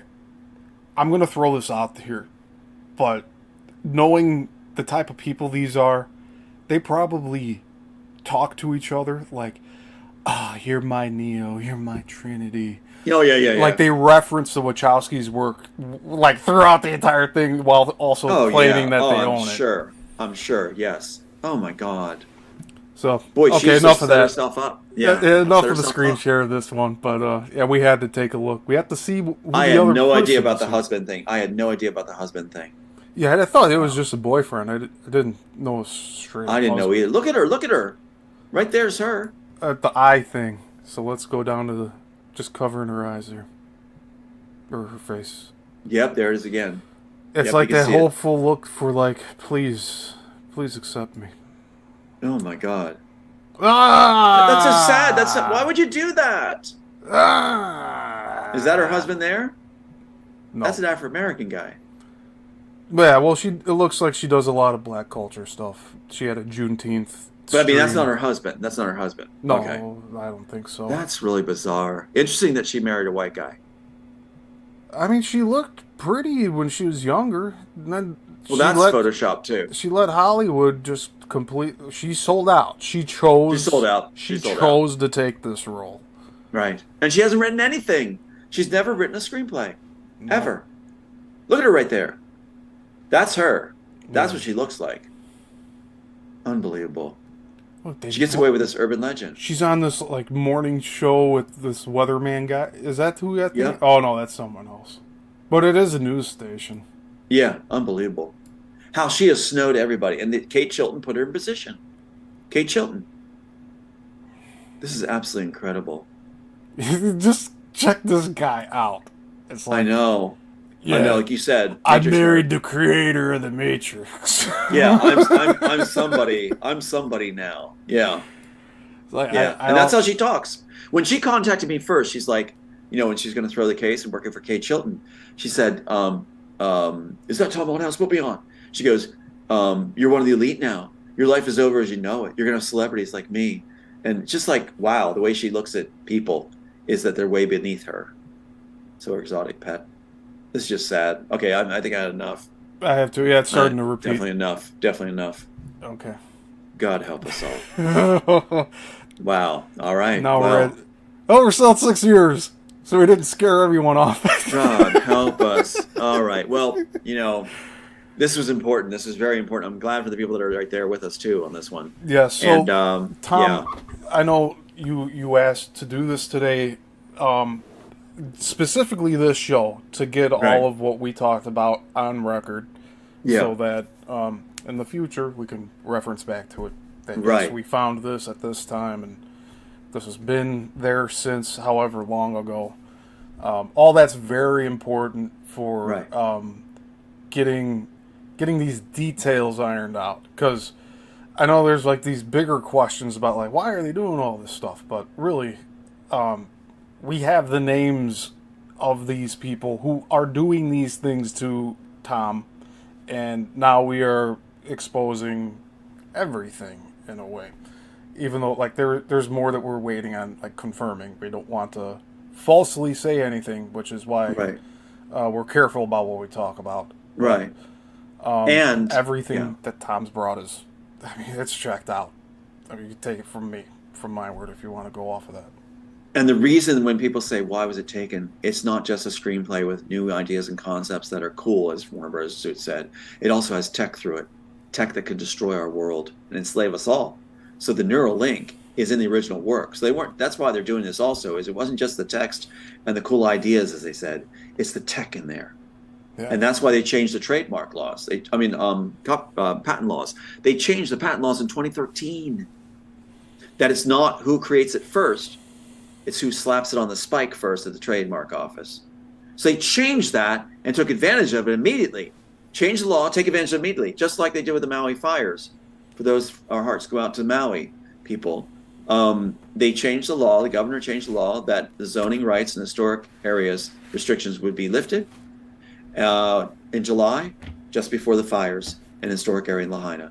So you can't rebuild the Hawaiian capital as it was back in this day for the culture preserved. They're going now to put whatever they want on it for the elite world forming there, that model city. So what you're going to have is the same thing. Just like in 9/11, the guy took an insurance policy out on 9/11 for terrorist attacks, like 2 weeks before or so, and cashed in. Wow, what do you know?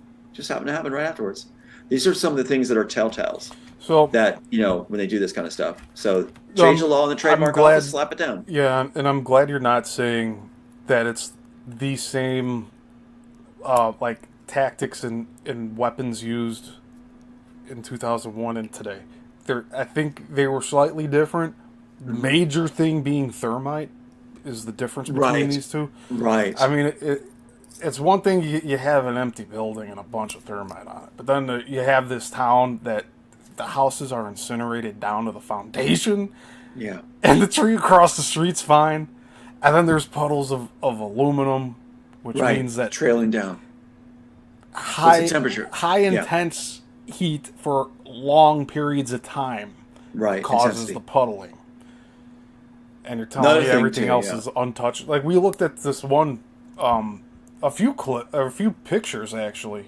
Tom and I looked at a few, where it was like it was Lahaina, but like the Buddha statue was untouched. Everything else was scorched around it. That church. You're trying to say it's divine intervention? Could be, but I want to say it's like they were told, don't burn the Buddha, and so they just go around. We're told the Vatican is the main player in the cabal. The Vatican, the one that got the Nazis out and made sure they got their paperwork and absolved from their sins.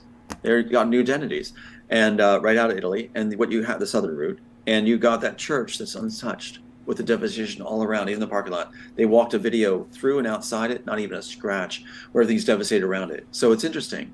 It's kind of like you have property on Maui, right, in Lahaina, and you have a certain building, and you're the one orchestrating this attack, and your building's not touched. It's just the insanity of it all. And keep in mind that during the towers, when the tower event happened, people were told to go back upstairs. They were told to go back upstairs to their offices in building 2 before it collapsed. And the same thing in Lahaina, they're told, no, you can't pass. They blocked the roads off. They claimed it was for power lines down, but the powers were shut off. And they were sending these people back into Lahaina town, right? And so that's exactly what they did with the towers. They want a high body count. And it's sick, it's disgusting, and these guys need to be brought to trial for crimes against humanity, especially what's done to elderly and the children. That they've done to those children. I did performances for the kids in Maui for 11 years. And I saw how corrupt MAPA was, Maui Academy of Performing Arts, with David Johnston and his wife, Sally Sexton. And I saw how corrupt it was with the pedophiles getting to rule there. It was a nest for them. And he even said he allowed his pedophiles to continue because they got him bookings. It was all about greed and money for David Johnston on Maui and MAPA. It wasn't about the kids being served. And in fact, there was a show on Molokai where I lined up to do a show with them and asked if we could do it. And they got a grant. They had said, we got all our kids will gather for the show. David Johnston said, we're not going. We won't make enough money off it. Really? David Johnston? So he's now with Warner Brothers, connected with them, getting a lot of rewards from them. In fact, get this. Joel Silver put his daughter's name, David Johnston's daughter, in Bates Motel, which is Joel Silver's production. You can look it up, Bates Motel.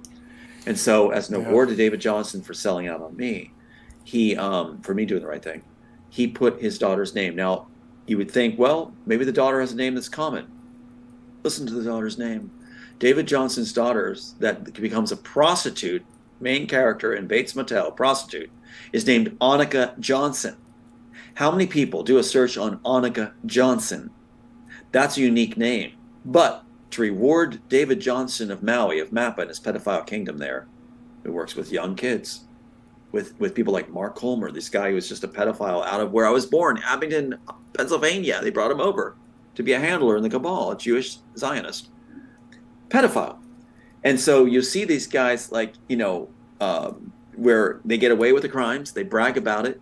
And get this, one of the things that Mark Colmer did was when he was directing a show for David Johnson with these kids, young kids, underage, he told this male and female, there's like 15 years old, he told the male, 15-year-old male, okay, here's your direction for how to do this scene, right? He said, just grope her, just grope her. That was his direction given to a 15, 14-year-old girl. Then Mark Colmer, from Abington, where I was from, is having an affair, sexual affair with a 14-year-old on the set. It was common knowledge throughout. David Johnson said, I'm going to let it go. It's fine because he gets me bookings. David Johnson on Maui is part of that whole thing for Hawaiians. Be aware. That Hallie needs to go. You need to make him pack up and leave. That Hallie needs to go if you want your children safe. Do not send your children to Maui Academy of Performing Arts. It is evil. And Joel Silver actually brought in a guy named Marcus Bradley, who's actually Bradley Marcus. So he brings in this guy. Yeah, I remember. Did I show you that? Where he's supposed to put me down? Here it is right here. And he slips his IP address. Yeah. Right? He slips his IP address. And what is he saying? Yeah, and listen to what he says. Marcus Bradley, who's actually Bradley Marcus, who works for Joel Silver, with the Saturn Awards, and gave the Saturn Awards to the Wachowskis. Now listen to what he says. The truth, Mr. Matrix Althouse Summers, Heart Tours egomaniac, Sophia Stewart's word, is that you are a fraud and a phony who bamboozled the entire populace of Maui into thinking you are a decent person. I don't know how I pulled that off. You have, here it comes, you ready? Because we're Joel Silver covering for Mappa, the pedophile kingdom, both Mappa and Joel Silver, both pedophile group, and like Robertson's. You have defiled me and the great Mappa. You've defiled me, and Hawaiians, people in Hawaii, take note. It's Joel Silver's guy. You've defiled me and the great Mappa. You need to cease and desist and leave my dear friend David Johnson alone. So Joel Silver's main guy is saying that David Johnson's dear friend. Get a clue. Did they ask you to like return any membership things or anything? No, they just tried to trash me constantly. Don't take it out on me. Okay. You weren't in Macbeth. Get over it. Worthmore is more like worthless. Now the reason he's talking about Macbeth is I had said on Hawaii, because I was performing, I said, despite what David Johnson was doing to try to shut me down, I said, I'd love to do Macbeth again someday. I'm not superstitious about it. I'd love to do it someday. So they announced that Mappa's going to do Macbeth so that I'll be out of it, and it's like, they were just looking for any way to sting, So then he adds in the comment, don't take it out on me. You weren't in Macbeth. Get over. I didn't ask to be in there, Macbeth. I wouldn't want to be in there, Macbeth. So yeah. I remember hearing about the Macbeth story. Isn't that something? Like the plague or whatever's around it. The superstition of performing the whole thing. It's been a while since I heard that. So they're entrenched with these people that are paid off by Warner Brothers and Joel Silver and the studios to be the people that handle and also reward other groups where you are. And that's why Mappa was rewarded. If there's one thing Hawaii can do to make itself better right off the bat, is get Mappa closed down and put charges on them. If you're parents of the children that went there, do a class action suit against David Johnson and Sally Sesson, his wife. Do a class action suit, shut that man down, and save your children, protect them from this pedophile. And Mark Colmer, too. And there's a guy named Brian Connolly, who is actually working for them, that claims that his greatest claim to fame is an extra for Spielberg. Interesting. So yeah, anyway. Pedophile world. Yeah. Big Island Beach says, I lived up in Aloha Theater, Big Island for years. And burnt off. God bless you all. Yeah, God bless you all. Because I'll tell you, we've got to restore the culture. And they're mocking, saying like, you can't restore the land.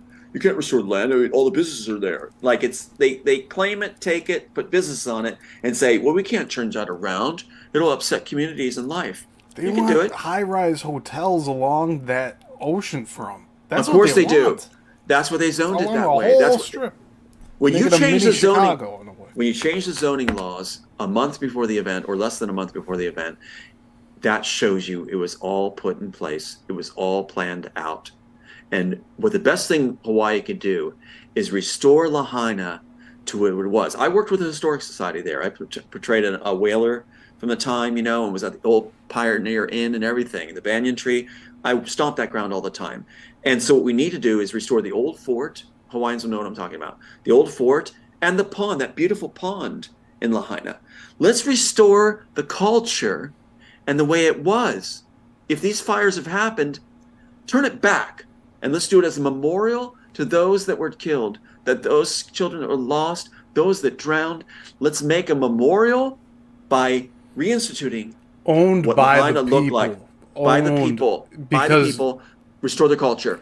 And there's make that this memorial. really slimy thing going around where it's like, yes, the government wants to acquire the land so they can put a memorial on it. Yeah, right. No, restore Lahaina as it was the capital. I think it was under Kamehameha. Restore that and let that be the heartbeat of culture restored. And a monument and memorial to those that lost their lives, that were taken from them.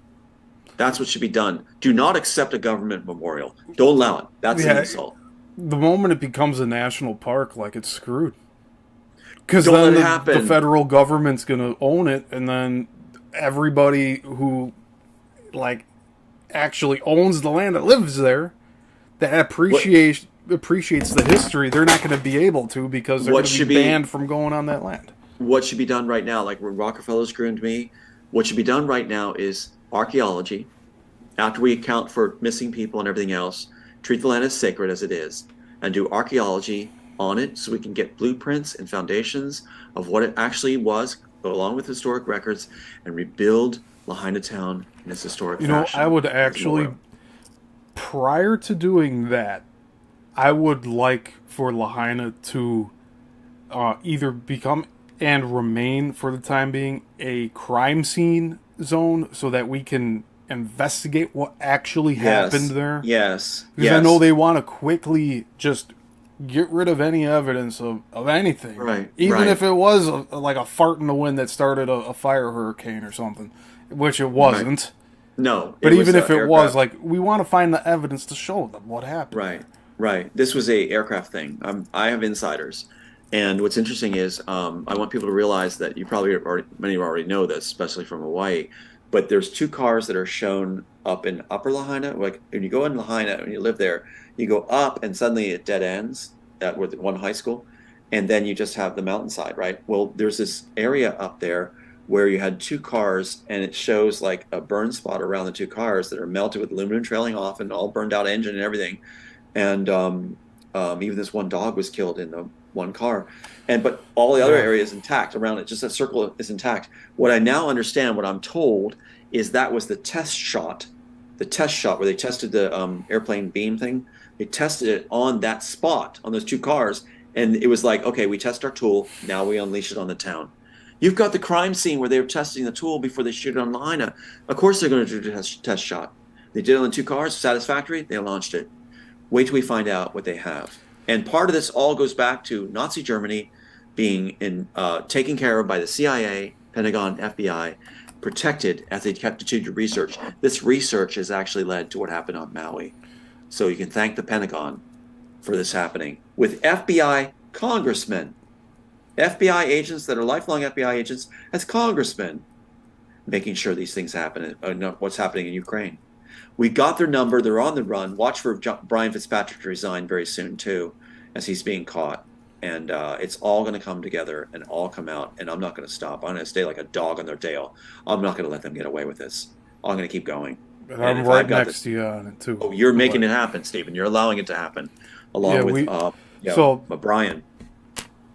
I was going to mention that we have a TikTok, we have Instagram, we have Facebook, or it's my personal Facebook, but we also have a Substack.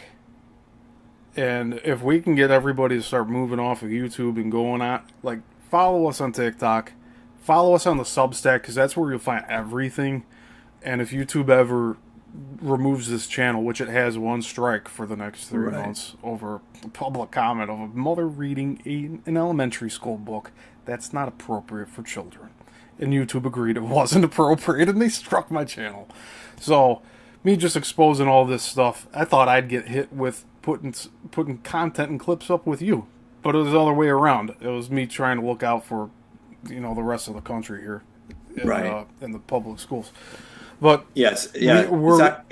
we're getting our reach out there really far with these reels and shorts, and getting so much positive response and support for you, finding justice on everything that's happened.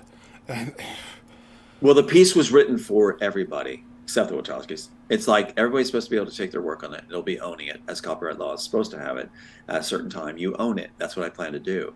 What I want to do is, since they're so afraid of the blue pill idea, that was actually originally the good, like any child would say the red was bad, the blue is good. And they reversed it when they took it, the work, they reversed it, and now everybody says a red pill. I'd like to have something that goes out there that people, if they feel like they're well versed on this enough, because their other side's afraid of people being educated on this, that we have something out there. I don't know if it's a bumper sticker or something that we can put out there where people start to spread the word, where they may be asked, what does that mean? The blue's the good one. What does that mean? Or something else that sparks conversation. I do want to have that start to happen, where we get stuff out there where people who feel that they feel ready to have it can engage others in facts they know. Because this is, you're not going to see this in mainstream media. Someone said, why haven't I seen this before? Because the mainstream media shuts down what they don't want, and they cater to the elite and the Pentagon and everybody else. So it's like they're going to put forward and groom people who they want. So the big telltale is that if you see someone well groomed, bet your bottom dollar they're with the cabal. If you don't see somebody well groomed, it's shut down, and is their site's getting struck, things like that, shadow banned, you're getting strikes. Probably they're telling the truth. They're not, not going to be as well groomed, but they're telling you the truth, and they don't want that in the mainstream. Mainstream is the tool of the cabal. And if they are well groomed, but they are telling the truth, they're mixing lies in with it too, which defines. You're right. This defines the gatekeepers. So you try to go to different routes of information, trying to learn about things, and there's almost like blockades, but they're people. And Tom and I talked about this a few days ago. One of the gatekeepers is Tom Hanks. Mm-hmm. He's doing stuff with his own production company, hiring himself, and he's a gatekeeper. He looks like a good guy. This isn't just Woody the toy doll and doing voices and stuff, or Forrest Gump. Like, this guy is knee deep with Epstein and everything you can think of. Right. Beyond your wildest horrors. Yes. Is Tom Hanks.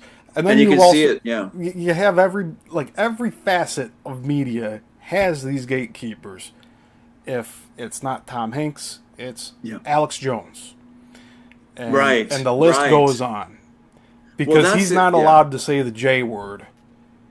And if he was allowed to say it, maybe I'd believe that he's not a gatekeeper, but he's on some Saudi thing. He's trying to blame everything on the Saudis. And I just don't understand it. The Saudis do not run Hollywood. The Saudis are not trying to put banks in every country around the world. It's not the Saudis, okay?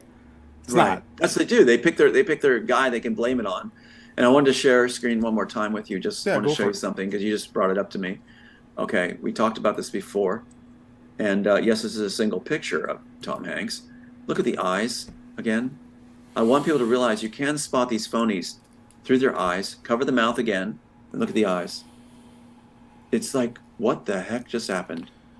Hey man, you got a cigarette? Yeah, really. Look that's the look I Yeah, I'm with you. I know. I'm jonesing for that next little girl. Yeah, You exactly. got one? It's that scary. It is that scary. So narcissists cannot get away from the masks they wear. They cannot show you genuine they can't empathy hide or their deeds. They can't. The eyes will show show it. them. Yeah. There's no way around it. They don't know how to do it. They don't know how to cover it. So every role they play, how these narcissist performers, that are the ones they have deeply embedded, like Keanu Reeves, you're going to see the eyes. And it's like, for us watching the films, a lot of times we're like, something's missing. Well, unless they're playing a villain out to harm children, it's not going to match very well, the eyes. Yeah. Anyway. Keanu always looks like he's just gotten off a 20-hour shift. That's what I thought, too. Yeah. Well, you're saying about the gaunt face. where like just everything's just kind of just sunken in, and Right, collapsed you'd in. think with somebody as such a high caliber as him, he'd be taking care of himself a little more. But Right. No, he parties all the time. Anyway, thanks for doing this. This is really big. This is yes, good. Tom, you are always welcome here, and you know I'm I'm really excited about like the stuff we're talking about working on. So We're working on. Yeah. um, Yeah. that it will not be a secret for long, but we got some good stuff coming, and yeah, like I said, everybody watching here on YouTube, try to find the TikTok. You'll find out like Tom's face is on probably 200 other videos, so you should be able to find them. And then the Substack link, you can find that in any description of more of my recent videos on YouTube. And Tom can be found on Twitter and Instagram and Facebook too, but Facebook's being a little weird right now, right? Right. So And that's the thing. Yeah. people can search Tom's name, and you'll see him. You'll see his picture. I don't think there's anybody out there impersonating you. So when they find Well, you, Elon Musk is the one that's trying to imitate everything that I've claimed and given the Yeah. work to do that. But other than that, no. And what's interesting about Sophia Stewart is we've invited her so many times, go ahead and show what you got, show what you got. She calls me enough, and to mock. But the thing is, where's her proof? Where's her evidence? Where is it? Besides trying to sell a book, or put down stupid things like the red pill is based on blood of children and good pill. It's just countering for Warner Brothers. It's just like, no. Show us the evidence, Sophia Stewart. Yeah. Lay it out. Don't just talk to us and talk us to death. Sophia has only proven herself to just want to make a quick buck, and Yeah. she's hired by Warner Brothers. It makes sense. And now she's being called on the carpet by many, many different groups and institutions online. So if you scroll her name now, like you saw, you showed me, it was just like, fake, no, fake, didn't win, fake, didn't win, fake, didn't win. She's starting to be called back on it now. And the fact that Matrix 4 was made without her when she claimed that she had the trademark, the way she talks, she'd be going after them if she was legit. Oh, And if anything was true about her story, and She's on they greenlit 4, ooh, that would have not been. she's a left alone. bulldog. She's a bulldog. Yeah, she would not stop. So anyway, yeah. But thank you, Stephen. This is great. And thank you again, Tom. It's Sure. it's so I think every Saturday, the first Saturday of the month at 11 should work for us for the most part. It'll work very well. It'll work good. So if we'll have a lot anybody's more information. looking, yeah, like we're ready to. I mean, I can talk to you for like 10 hours here, but we just need to like keep it to the point, and we covered Right. exactly what we needed to. But in another month, the first Sunday, we'll be doing this again. So it's probably the 7th of October. Yeah. And did we ever cover the bad things of the Neuralink? Did we ever do that yet? No, we haven't. Let's You want to do that real quickly? Let's just lay it down for evidence sake. That before Elon Musk starts talking about it, let's lay it down as this date. Okay. Yeah. Some of the bad things. Okay. Some of the bad things about the Neuralink we talked about. It'll be used for interrogation. It'll also be used to convict people that are innocent people. One of the ways they'll also be used for intellectual property acquisition. They'll take your own memories. Talk about identity theft. In a robbery, they won't be taking your purse or your wallet. They'll be taking your Neuralink. They'll have access to all your codes, all your bank accounts, all your passwords. They will be able to know what your child does, everything else. They'll have your intimate moments with your loved one that they can replay as entertainment and live and feel what you felt. Think about it. There's so much bad about the Neuralink. So Also, in interrogation. Complete invasion of privacy. Complete invasion, identity theft off the scale like you wouldn't believe. Also, Neuralink will be used in interrogation such as this. They'll call you into a room and they'll say things like this. Okay, we're concerned for your safety. We don't want you to harm yourself. We're going to pull your Neuralink now. Yeah, you haven't done anything. You haven't done a crime or anything. You have a sister say that you need to be pulled away, that you're waving a gun around, whatever they want to say, like she does. So, and you didn't. But they pull you in anyway. Your child's in front of you, too. And Does it have teeth like a capacitor? It has a connection where it plugs in like a RC whatever unit. It's just like tuck twist. Okay. Very simple. It's gentle. They overblew it into this like long, embellished everything. Giant needle on like a so spiked stupid. needle on a So rope. stupid. Nah. Yeah. So anyway, what'll happen is you'll be interrogated like this. They'll come in. If you're in a room, your child will be there, brought in at a certain point of that interrogation. Also, you'll be told that, listen, for your own safety, you'll use these words. We don't want you to harm yourself. We're going to pull your Neuralink. Don't worry. We'll give you medication to help you because you're going to lose bodily functions. You're not going to be used to this. It's going to be frightening. But we'll give you some medication to help calm you down, is what they'll say. Then what they'll do is they'll take your child in front of you, and they'll take the child and say, look, we got to help your child also. They'll pull the Neuralink from your child. They'll wet themselves. They will be losing bodily function in front of you. Also, they won't remember your name. They'll be scared, silly, and they're going to have that no memory because they've been dependent on it. Then they'll put a different program in later in them where they'll have a different personality. It'll be different memories, different everything. They won't remember you anymore. That program will include, as the Immortals shows also, that the Neuralink will allow them to implant that you were the person that committed a crime. You're the stranger danger. You're the bad person. So your own child will see you as a monster. That's what they do. That'll perfect it. Also, you will be given, if you give your Neuralink back, it'll be cleansed of all kinds of things. One of the things they'll do is put blockers where you won't even be able to have faith in God. Believe it or not, if you do this, you will not be able to. It'll block as misinformation and things like that need to be cleansed for a healthy mental capacity or state. So it'll actually take you and make it so that they'll say it as medically sound, help you heal from mental disorders. They'll claim you have one. And this will not allow you to actually feel faith in God. It'll actually take that away and block that connection. So it's basically selling your soul. It's the mark of the beast.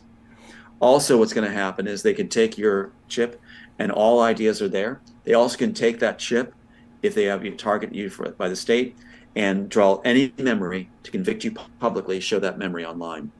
Let's say you had a thought about somebody in an appropriate manner in your life. They'll draw that memory out and make a big deal out of that. If you're especially a public figure, that you had this trip, watch them thinking about this person at this moment, and so they'll get you coming and going.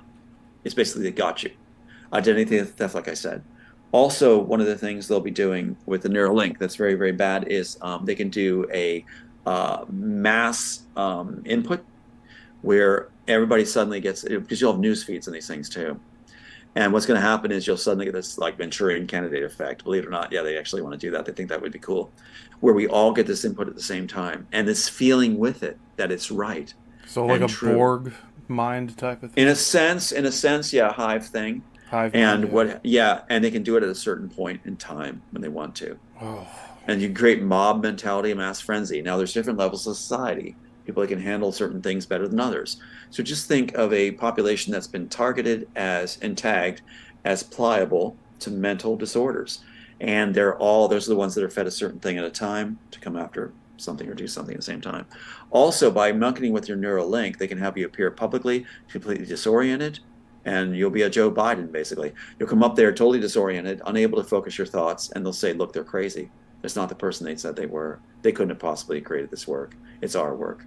Look how this works. Look, they don't even know how to take care of their own child. Child services move in, take your child away because you're incapable of being a good parent for them. It's unbelievable what this thing can do. There's the benefits too, which Elon Musk is going to be talking about. That's why they're paying close attention to what we say. We need to establish some of those things right now. You have to protect this work so it doesn't go anywhere and doesn't get lost, because he's going to claim these things after I claim them. One of the things the Neuralink does do well is library memories. Now, they're going to claim that because I pitched that at the pitch session. Library memories, they're saying it now anyway. Alzheimer's patients, yes, I had said that. Now, Elon Musk is claiming that too because I said that. What I hadn't said before, just started to, and I'll say it here on your program, is that there's going to be a Neuralink application for parents in first aid kits. So what's going to happen is if you have a car accident, something like that, you are going to take this emergency first aid chip, plug it in as a parent. You'll be able to do surgery on your child. You'll be able to help them. You'll be able to do trauma instantly, like learning to fly the helicopter instantly. You'll be able to be a med first responder with your child at that accident scene. It'll help you focus exactly on what you need to do to save the child. The first couple of moments, I was a first responder. The first couple of moments is the most crucial in saving a life. It's the most important, where the blood flow to the organs it has to be kept going, things like this. Now, panic usually ensues for the parent, and they're waiting for the ambulance team to come. You are the ambulance team as soon as you put the medical Neuralink in. Now, Elon Musk is going to start talking about this since we said it, because he's desperate to know what's positive about it. We need to protect this, date this, make sure we see it here first. All right, so that's one of the things too.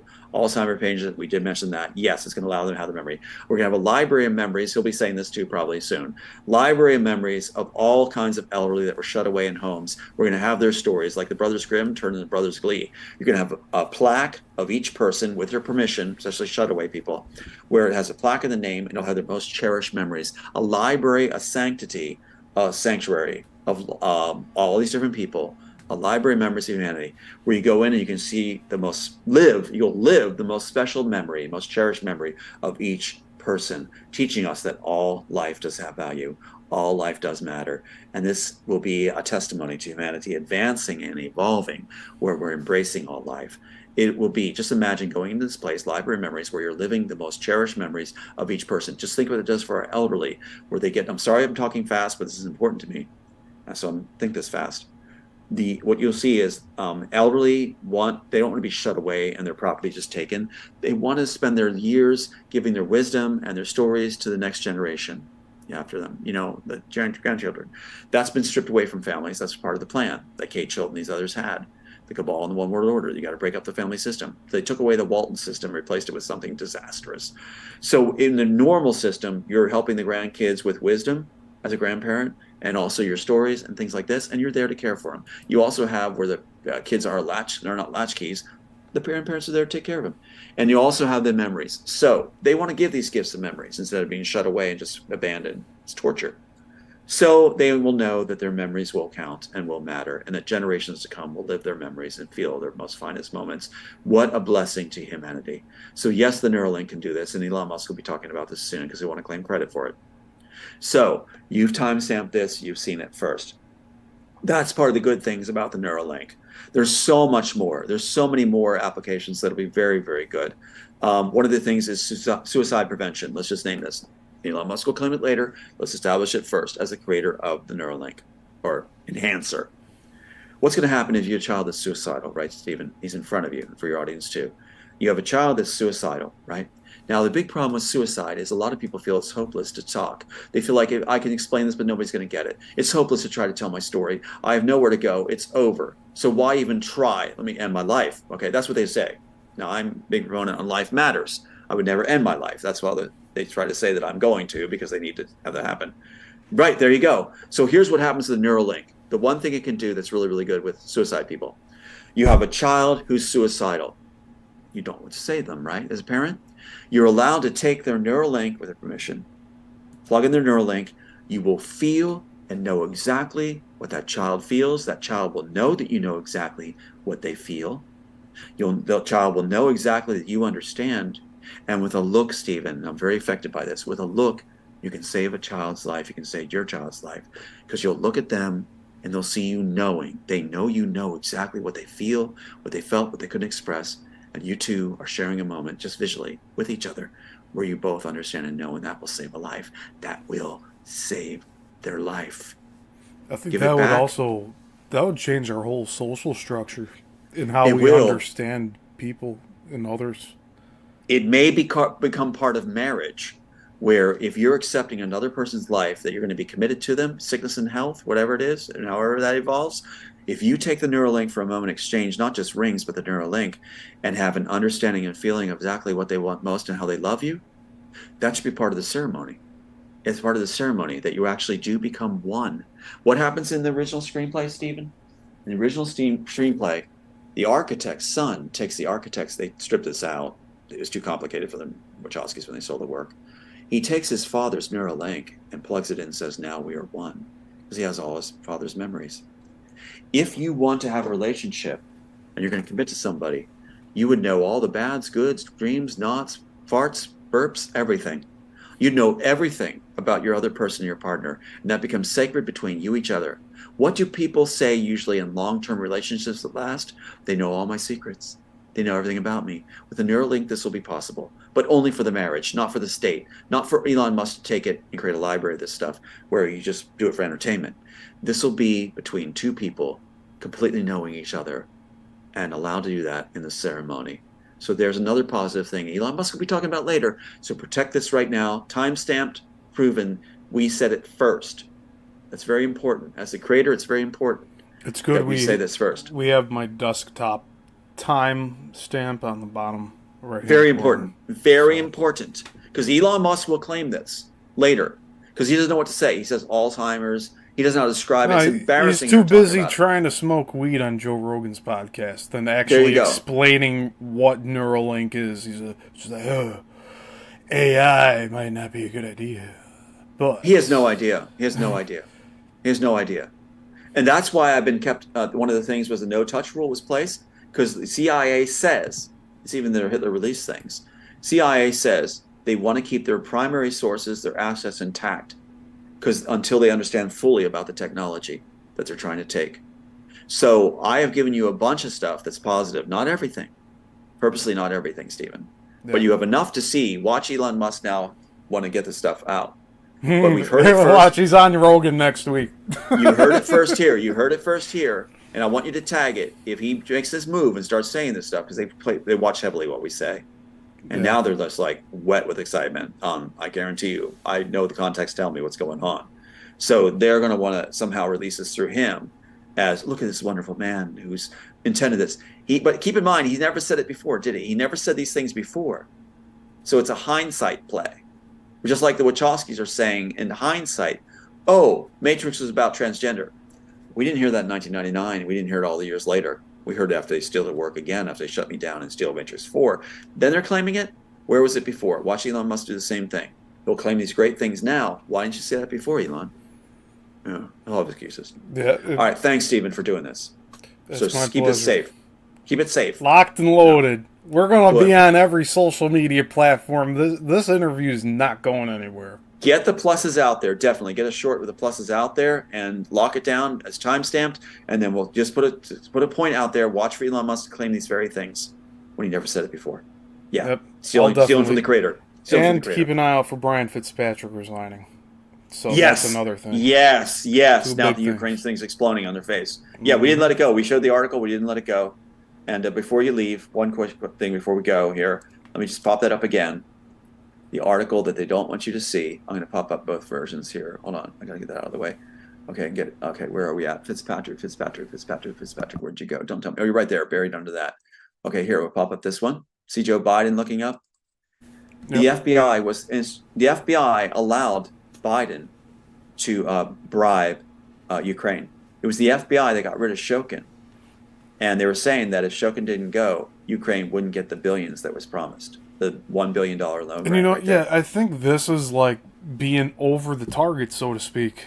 Because this was the catalyst for everything that's going on with indictments and stuff. And that's right. This is the man. This Pee Wee Herman congressman, FBI, lifelong FBI, this Pee Wee Herman lookalike, doppelganger, is the one that was sent to Ukraine. This is a cover article in the local newspaper. Cover article. After the 302 attempt failed on me, because I was bringing forward what was going on. 302 fails, so he's there going like, yeah, well, everybody wanted Shokin gone. Look at this quote right here. There was a general consensus that Shokin wasn't moving on the cases that existed. He wasn't pushing for reforms. They keep going on about why they removed Shokin, which disrupted the whole protection on Ukraine. Yeah. Right? Fitzpatrick's time in Kyiv, now renewed interest, coincides with ousting of Ukrainian official, right? The official in question, former Ukrainian prosecutor, General Viktor Shokin, the equivalent of the United States Attorney General. Shokin served. And then he keeps making excuses why he had to go. Fitzpatrick's office did not. Okay. Fitzpatrick's office, Viktor Shokin, was that he was not cooperative with the FBI's anti-corruption efforts in Ukraine. That he was posed a hindrance regarding numerous investigative matters, Fitzpatrick's office wrote. Fitzpatrick's office, the FBI, got rid of Shokin, which Biden's going to could possibly be impeached for. It was the FBI that did it, Stephen and listeners. It was the FBI, this man right here, who then tried to put me away on a 302. That was put in place by Kate Shilton from Hollywood, California. FBI office from Wilshire Boulevard, where Shilton is. See how it all comes together? Yep. Then they formed labs to do bio testing on Ukrainian population. And they got all spooked when the Russians were rushing towards the bio labs and said, you can't get there, we can't touch it, you can't touch it. Because all their weaponized biological entities were there, and they didn't want the Russians and Chinese to see it, how the America was the culprits. American had become the Nazis, basically. Yeah. I think started just juggling too many balls, and the juggler is starting to drop some of those balls. The Joker's And- caught. The Joker's Same. caught on the throne. The Joker's caught sitting on the king's throne. The Joker's caught sitting on the throne, and he doesn't know what to do. No excuses. So, well done, Stephen. Thanks for doing this. My pleasure. And until the next one, All right. I'll say it again. Class dismissed. Yeah. Yes. Let's bring it home. Bring it home. Could you imagine if I had all the PR from the mainstream media and people would get it when they? This would have been over last year. Or this would have Done. been over in 93, 94. And that's why I was held by the Rockefellers and groomed by them. They were setting me aside for that to happen. And then the Wachowskis gave them the work, and Chilton came up with their little plan. All right, take care, Stephen. All right, you